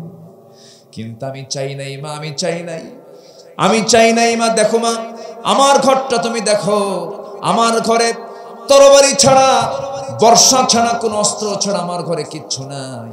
ও ফাতিমা শোনো, তোমার আম্মার সম্পদ কম ছিল না, তোমার আম্মা খাদিজার সমস্ত সম্পদগুলো আমি বদরে খাটায় দিছি, উহুদে খাটায় দিছি, সব যুদ্ধে শেষ করে দিয়েছি, কিচ্ছু লাগবে না মা। আমি তোমাকে যেটা বলবো, কাজের মানুষের প্রয়োজন নাই। তোমার বাপ নিজের কাজ অন্য কাউকে দিয়ে করায় না, নিজের জামা নিজে ধৌত করে, নিজের কাজ নিজে করে। ওরে আমার কলেজার টুকরা মেয়ে ফাতিমা, আমি তোকে একটা আমল শিখাই দিচ্ছি মা। তুই সোজা বাড়িতে চলে যাবি, সকালে সুবহানাল্লাহ আলহামদুলিল্লাহ, আল্লাহু আকবার 33 34 বার বলবি, সন্ধ্যাবেলায় বলবি, আমলটা করবি, তোর সমস্ত কাজের জিম্মাদার আমার আল্লাহ নিজে হয়ে যাবে। জোরে বলি সুবহানাল্লাহ। আমার নবীজি কি সাদামাটা মানুষ ছিলেন, বাচ্চাদের তিনি খেদমত করতেন। ছোট্ট বাচ্চারা নবীর সামনে এসে বসতো। কোন মানুষ রাসূলকে সম্মান বেশি দিতে গেলে রাসূল বলতেন না তুমিও বান্দা আমিও বান্দা, সোজা হয়ে যেতেন, বাচ্চাদের সঙ্গে মিশে যেতেন, বুড়ো মানুষের সঙ্গে মিশে যেতেন, যুবকদের সঙ্গে মিশে যেতেন। শুধু একদিন একজন অন্ধ সাহাবী নবীর সামনে এসে প্রশ্ন করতেছে, আবু জেহেল সামনে আছে, আবু জেহেলের কথাকে রাসূল একটু বেশি প্রাধান্য দিচ্ছিলেন, আল্লাহ তাআলা সহ্য করলেন না, সঙ্গে সঙ্গে বললেন আবাসা ওয়া তাওয়াল্লা আন জাআহুল আ'মা ওমা ইউদরিকা লাআল্লাহু ইয়াযাক্কা। আপনি কি মনে করতেছেন হে রাসূল, আবু জেহেল কিচ্ছু না, অন্ধ সাহাবী আমার কাছে দামি। আল্লাহু আকবার বলেন। আব্দুল্লাহ ইবনে উম্মে মাকতুম, সে কি দামি সাহাবী, রাসূলের সামনে এসে বলে হুজুর বদরে গেল কত সাহাবীরা, আমি যাব না? তুমি তো অন্ধ, তুমি যাবা কেমন? আমি অনুমতি দিতে পারবো না, যাও। কোনদিন অনুমতি দেননি। প্রথম খলিফার আমল আবু বকর রাদিয়াল্লাহু তাআলা আনহু, তিনিও বললেন, তার সামনে একদিন গিয়ে বলছেন, আমি ইবনে উম্মে মাকতুম, আমার বন্ধুরা যুদ্ধ করে শহীদ হয়ে জান্নাতে গেল, আমি জান্নাতে কোনদিন যাব? তিনি বললেন, না আমি তোমাকে দিতে পারবো না, তোমার চোখ নাই। দ্বিতীয় খলিফা ওমর ফারুকের শাসন আমল, আব্দুল ইবনে মাকতুম কাঁদতে কাঁদতে অস্থির হয়ে যাচ্ছেন, গড়াগড়ি দিচ্ছেন। ওমর ফারুক বলছেন, ভাই আপনি কি পাগল হয়ে গেলেন নাকি? কি বলেন আপনি, বলেন। এবার তিনি বলছেন, সারা জীবনের সাধনা আমার, আমি শহীদ হতে চাই। জোরে বলে সুবহানাল্লাহ। কি হতে চাই? শহীদ হতে চাই। তাহলে কি করবেন আপনি বলেন? এই অন্ধ সাহাবী বলছেন, আমিরুল মুমিনিন, শুনলাম কাদিসিয়ার যুদ্ধ নাকি শুরু হয়ে যাচ্ছে, সেই কাদিসিয়ার যুদ্ধে আমি অংশগ্রহণ করে শহীদ হতে চাই। ওমর ফারুক বললেন, শোনো, তুমি তো অন্ধ সাহাবী, তুমি তো চোখে দেখো না, তুমি তো যুদ্ধ করবা কেমনে? আমি জানি আপনি আমাকে কেমন প্রশ্ন করবেন, জবাবটা আমি রেডি করেছি। কি জবাব বলেন? এবার তিনি বলছেন, আমার জবাব হলো, যুদ্ধ অংশগ্রহণ করে সবাই তো তরবারি দিয়ে যুদ্ধ করে না, শত্রু মুখোমুখি হয় না, কেউ তাবু পাহারা দেয়, কেউ তাবুর পাহারার দায়িত্ব থাকে, কেউ খাবারের দায়িত্বে থাকে, কেউ অস্ত্র পাহারার দায়িত্বে থাকে, কেউ ঝান্ডা হাতে নেওয়ার দায়িত্বে থাকে। অন্তত আপনি আমাকে যদি অনুমতি দিতেন, মুসলমানদের মুজাহিদের কালেমার ঝান্ডাটা আমার হাতে নেওয়ার দায়িত্ব যদি আমাকে দিয়ে দিতেন, আমি অন্ধ মানুষ, যুদ্ধ করা লাগবে না তো, এই জন্যই তো আমি কালেমার ঝান্ডা হাতে নিয়ে সবার সামনে দাঁড়ায় থাকবো। আমি অন্ধ মানুষ, আমি দেখবো না, আমি নড়বো না, আমি চড়বো না, এক পায়ে দাঁড়িয়ে কালিমার ঝান্ডাটা আকাশমুখী তুলে ধরে রাখবো। শত্রুরা আমাকে লক্ষ্য করে তীর মারবে, বক্ষ ভেদ করে রক্ত বের হবে, শহীদ হয়ে আমি আল্লাহর জান্নাতে চলে যাব। জোরে বলি সুবহানাল্লাহ। আল্লাহ বলছেন, দুইটা আমল কর, ঈমান আন জিহাদ কর, ঈমান আন জিহাদ কর। আমি শেষ করে দেই, হ্যাঁ চলো চলো ইনশাআল্লাহ, চলো না? আলহামদুলিল্লাহ, 7 দিন, মাত্র 6-7 দিন মাহফিলের আয়োজন। যদি এটা 1 মাস ব্যাপী যদি হতো, এই গোটা ফিল্ডে জায়গা হতো না। আলহামদুলিল্লাহ বলেন। অনেকে জানি না তো, অনেকে জানি না যে আজকে এখানে মাহফিল হচ্ছে। তো যাই হোক, যতজন এসেছি আমরা, এটা অনেক। যদি আমল করি এটা অনেক। বলি আলহামদুলিল্লাহ। ফজর পড়বো না আমরা ইনশাআল্লাহ? ফজর পড়বো না? জোরে বলি ইনশাআল্লাহ। অনেক মা বোন আজকের মাহফিল আসছে। মাদেরকে নিয়ে আমি আজকে টার্গেট বেশি করেছি, মাকে নিয়ে। এখানে ফজর পড়বেন? অনেকে চিন্তা আছে ফজর নাকি এখানে পড়বে। তো ফজর পড়েন এখানে, আমি যাই। খুব ভালো। বলি আলহামদুলিল্লাহ। আপনাদের এই মহাব্বতই তো আমাকে অনেক দূর নিয়ে গেছে। আলহামদুলিল্লাহ বলেন। আল্লাহ যেন আমাকে দ্বীনের প্রকৃত দায়ী হিসেবে যেন আল্লাহ তাআলা কবুল করেন। দুনিয়াতে সম্মান পেলাম, আখিরাতে কিছু নাই, এমনটা যেন না হয়। দুনিয়াতে কিছু না পাই, আখিরাত যেন হয়। জোরে বলি আল্লাহুম্মা আমিন। কোন সূরা থেকে কথা হচ্ছে বলেন? সূরা হুজরাত। হুজরাতে কয়টা হুকুম আছে বলেন তো? আমি কি একটাও কইছি? একটাও কিন্তু বলি। তাহলে ওয়াজ কিন্তু এখনো পড়ে আছে। কেন নুরু? ওয়াজ তো শুরু, বুঝলেন? এখনো পড়ে আছে। আমার বন্ধুগণ, একটু একটু করে অনেকে যাওয়ার চিন্তা করতেছে, কি করি কি করি, এরকম ভাবতেছেন অনেকে, না? একটু বসে, হ্যাঁ একটু বসে। মাহফিল মাদ্রাসার উদ্যোগে শুরু হলো। এই মাহফিল কিয়ামত পর্যন্ত যেন আল্লাহ তাআলা কবুল করেন। মাহফিল হবে, জোরে বলি ইনশাআল্লাহ। এই মাদ্রাসাও থাকবে, জোরে বলি ইনশাআল্লাহ। ভালো চালু হবে, মন্দ বন্ধ হবে, ঠিক কি না? বন্ধ হবে, মাহফিল চালু হবে। যারা যাত্রা কমিটির সভাপতি হয় তারা মাহফিল কমিটির সভাপতি হতে পারবে না। কিন্তু আমার দেশে এরকম আতিপাতি আছে না, যাত্রাতেও যায়, মাহফিলও আসে। আল্লাহ খুশি থাক, শয়তানও বেজার না হোক, আছে না? এগুলো করা যাবে না। আমার বন্ধুগণ, আল্লাহ রাব্বুল আলামিন বলেছেন, শোনো, আমার দফতর থেকে আমি তোমাকে দুইটা কাজ করলে পরে চারিত্রিক সনদ দিয়ে দেব, সত্যবাদীর সার্টিফিকেট আমি তোমাকে দিয়ে দেব। আমি তোমাকে আমার দফতর থেকে সার্টিফিকেট দিলে পরে পৃথিবীর কোনো শক্তি নাই তোমাকে জাহান্নাম কেউ দিতে পারে। যেরকম সুবহানাল্লাহ। আমি তোমাকে সার্টিফিকেট দিলে পরে তোমার কোনো চিন্তা নাই। কিন্তু সত্য হলো ঈমানটা ভালো করে আনতে হবে। শিরকের কাজ করা যাবে, কাউকে সেজদা দেওয়া যাবে, দুনিয়ার কোনো দল করা যাবে। দল করতে হবে কার? আসতে বলবেন না, কার? আরো জোরে, কার? সেই দলের নেতাকে, সেই দলের নেতাকে মুহাম্মাদুর রাসূলুল্লাহ, মুহাম্মাদুর রাসূলুল্লাহ।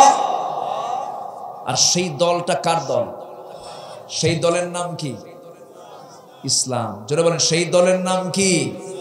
দলটা কার? নামটা কি? নেতাটা কে? মুহাম্মদ সাল্লাল্লাহু। আর সংবিধানটা কি? সংবিধান কি? কোরআন। তাহলে আল্লাহ আমার রব, আমার আইনদাতা, রাসূল হচ্ছেন আমার লিডার, ইসলাম হচ্ছে আমার দল, কোরআন হচ্ছে আমার সংবিধান। এই চার কথার ভিতরে যদি কেউ কোনো কথা ঢুকাতে চায়, জিহ্বা টেনে ছিড়ব আমরা। এই ক্ষেত্রে কোনো আপোষ করা যাবে? আপোষ করা যাবে? কারণ কবরে দল নিয়ে প্রশ্ন আছে না নাই? কবরে নেতা নিয়ে প্রশ্ন আছে না নাই? কবরে প্রশ্ন হবে তিনটা, তার দুটাই হলো দল এবং নেতাকে নিয়ে। একটা হলো রব, রবকে, মার রব্বুক, তোমার রবকে, ওমা দীনুক, তোমার দল কি? আরো জোরে, তোমার দল কি? আর ওমান হাদার রাজুল, তোমার নেতাকে, এই লোকটাকে মুহাম্মদ সাল্লাল্লাহু। সারা জীবন মানুষের, অন্য মানুষকে নেতা বানায়া মরার পরে ওয়া আলা বিল্লাতি রাসূলিল্লাহ বলবেন, এর মতো প্রহসন আর কিছু হতে পারে না, ঠিক কি না? দল করে যেতে হবে কার? যে ব্যক্তি আল্লাহর দল না করে মরে, তার মৃত্যু হলো জাহেলিয়াতের মৃত্যু। কথা ক্লিয়ার? কথা ক্লিয়ার? কথা ক্লিয়ার? ফজর পড়বেন কারা কারা? হাত তোলেন। ফজর পড়বেন কারা কারা? চিৎকার মেরে বলি ইয়া আল্লাহ। আরো জোরে ইয়া আল্লাহ, ইয়া রহমান। আমাদেরকে 5 ওয়াক্ত সালাত আদায় করার তৌফিক তুমি আল্লাহ দিয়া দাও। জোরে বলি আমিন। আরো জোরে আমিন। যে নেতা নামাজ না পড়ে, ওই নেতার নেতৃত্ব মানা যাবে? মুখে থুতু মারি। আসতে পান কেন? ঠিক কিনা? যে আল্লাহর হক চুরি করে, ও আপনার মালও চুরি করে। আমার দেশে চোর নাই? আস্তে করে আছে না নাই? গম চোর, রাস্তার টাকা চোর, আছে না নাই?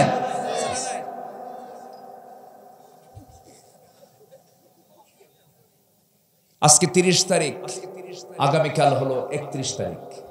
31শে ডিসেম্বর, 31st নাইট। হ্যাঁ, যেরকম নাউজুবিল্লাহ, এটা কি মুসলিম নাইট? না খ্রিস্টানদের? খ্রিস্টানরা এই দিনটা পালন করে আকাম কুকাম কইরা। ওই রাতের জন্য এমন দেশ আছে মেয়েরা গোটা শরীরে 1 ইঞ্চি কাপড় রাখে না।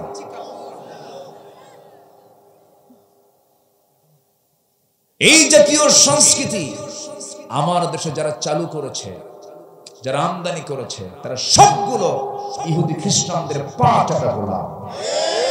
31st নাইট, 1 এপ্রিল, এরপর 14ই ফেব্রুয়ারি কি দিবস? ভালোবাসা, তাই না? ওটা কি ভালোবাসা? ভালোবাসা কি বাইরে না ঘরে? আচ্ছা, ভালোবাসা কি বাইরে হয় না ঘরে হয়? ঘরে। স্বামী স্ত্রী ভালোবাসা প্রকাশ করবে কি বাইরে না ভিতরে? এখন ভালোবাসা কোথায়? বাইরে। বিয়ের আগে ভালোবাসা শেষ। বিয়ের আগে সব ভালোবাসা শেষ। বিয়ের পরে তার ভালোবাসা থাকে না, তখন কিলে কিলে, তখন কি হয়? কিলে কিলে হয়। এই জন্য যুবকরা এগুলো করো না। আজকের মাহফিলের যুবকরাই বেশি, আলহামদুলিল্লাহ। 31st নাইটে যাবা না, 14ই ফেব্রুয়ারি পালন করবা না, 1 এপ্রিল বোকা দিবস এটা পালন করবা না। এগুলো সব ইতিহাসগুলো ঘেটে দেখো। লম্বা সময় তো সময় নাই, হয়তো সময় থাকলে বিস্তারিত বলতে পারতাম।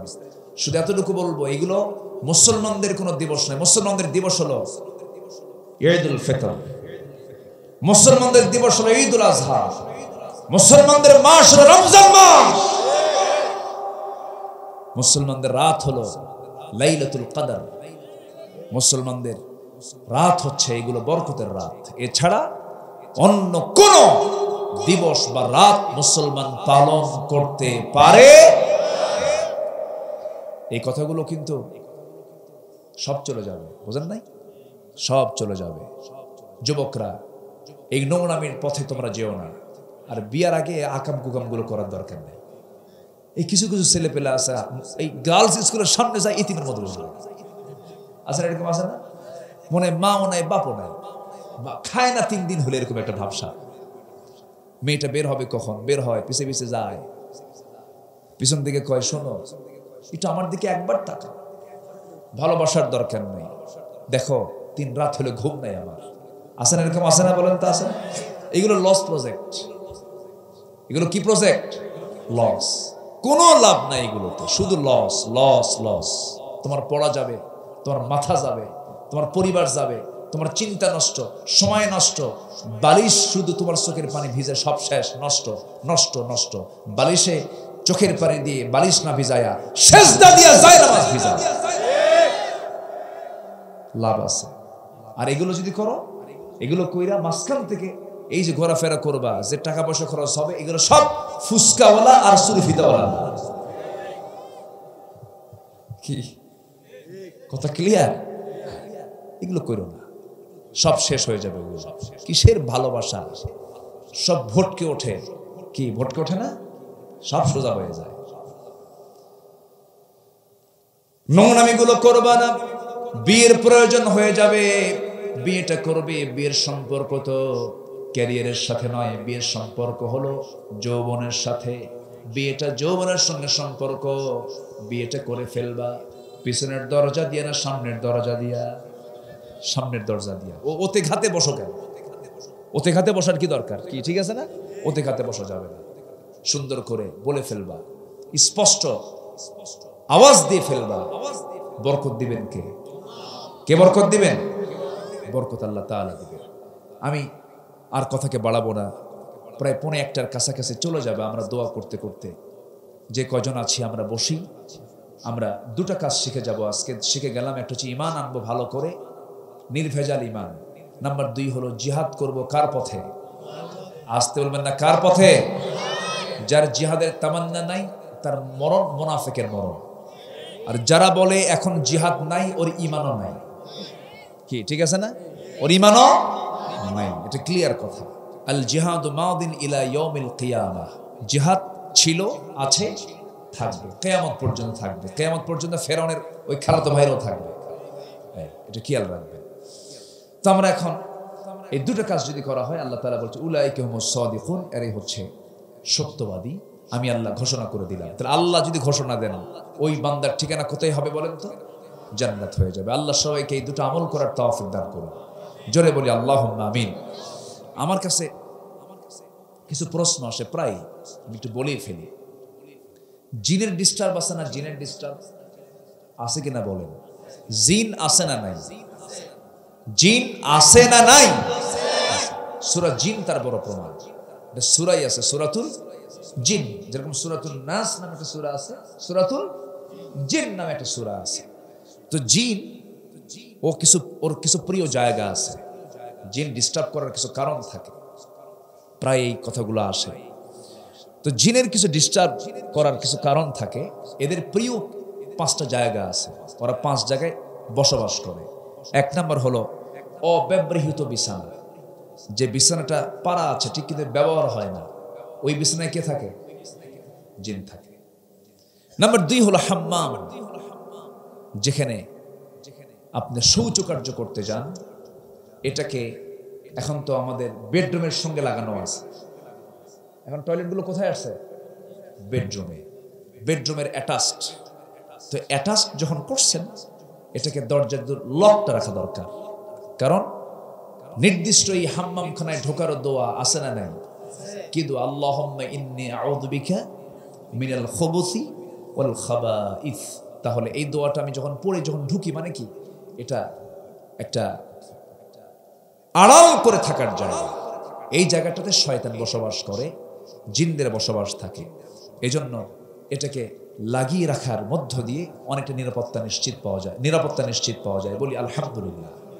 আচ্ছা, নাম্বার 3 হলো ঝুলিয়ে রাখা অব্যবহৃত কিছু জামা কাপড়। আপনি ঝুলায় রাখছেন, মাসের পর মাস চলে যাচ্ছে, এখানে এসে ওদের একটা বাসা ওরা তৈরি করার চেষ্টা করে। এটা আমরা খেয়াল করার চেষ্টা করব। নাম্বার 4 হলো যে সমস্ত ঘরে প্রাণী অথবা বিভিন্ন মূর্তি, পুতুল, কুত্তার ঠ্যাং, বিলাইয়ের ঠ্যাং আছে, এই সমস্ত জায়গায় জিনদের একটা আসর করার বিশাল সম্ভাবনা থেকে যায়। নাম্বার 5 হলো আগুন জ্বালানোর জায়গা। আগুন জ্বালানোর জায়গা মানে যেখানে আগুন জ্বালায়, উনুন যেটা চুলা, এমন জাতীয় জায়গায় জিনদের বসবাস থাকে। এগুলো থেকে বাঁচার জন্য শ্রেষ্ঠ আমল হলো কিচ্ছু না, গোটা দুনিয়ার সমস্ত আলেম উলামা একটাই ফয়সালা দিবেন, সেটা হলো কুল আউযু বিরাব্বিল ফালাক, কুল আউযু বিরাব্বিন নাস। এই দুটো সূরা পড়ে যদি আপনি মোটামুটি যদি ফু দিয়ে ফেলেন, আল্লাহ তাআলা এই অনিষ্ট থেকে আমাদেরকে বাঁচাবেন। আল্লাহ তাআলা আমাদেরকে আমল করার তৌফিক দান করুন। আসুন আমরা সময়টাকে লম্বা না করে সোজা এখন দোয়ার দিকে চাবো। আমরা চাইবো কার কাছে বলেন তো? আল্লাহর কাছে। সবাই বসে পড়ি, নামাজের মতো করে বসি। আর মাদ্রাসার যে একটা যাত্রা শুরু হলো, সবাই দোয়া করবেন না ইনশাআল্লাহ? এই মাদ্রাসার জন্য 1 নম্বর কাজ হলো দোয়া। 1 নম্বর কাজ কি? দোয়া। নাম্বার 2 হলো নিজের সন্তানকে, মেয়েকে মাদ্রাসায় দেওয়া। রাজি আছে তো ইনশাআল্লাহ? সাথে এখানে ছেলে মাদ্রাসা আছে না, বালক মাদ্রাসা আছে। স্থানীয় নাকি ছাত্র খুব কম, আমি শুনলাম। এটা অত্যন্ত দুঃখের বিষয়। এই জিনিসটা কিন্তু খেয়াল করতে হবে। আমরা স্থানীয়ভাবে যেন মাদ্রাসায় ছাত্রছাত্রী দিতে পারি, মেয়ে সন্তান ছেলে সন্তান দিতে পারি। আল্লাহ তাআলা সেই তৌফিক দান করুন। জোরে বলি আল্লাহুম্মা আমিন।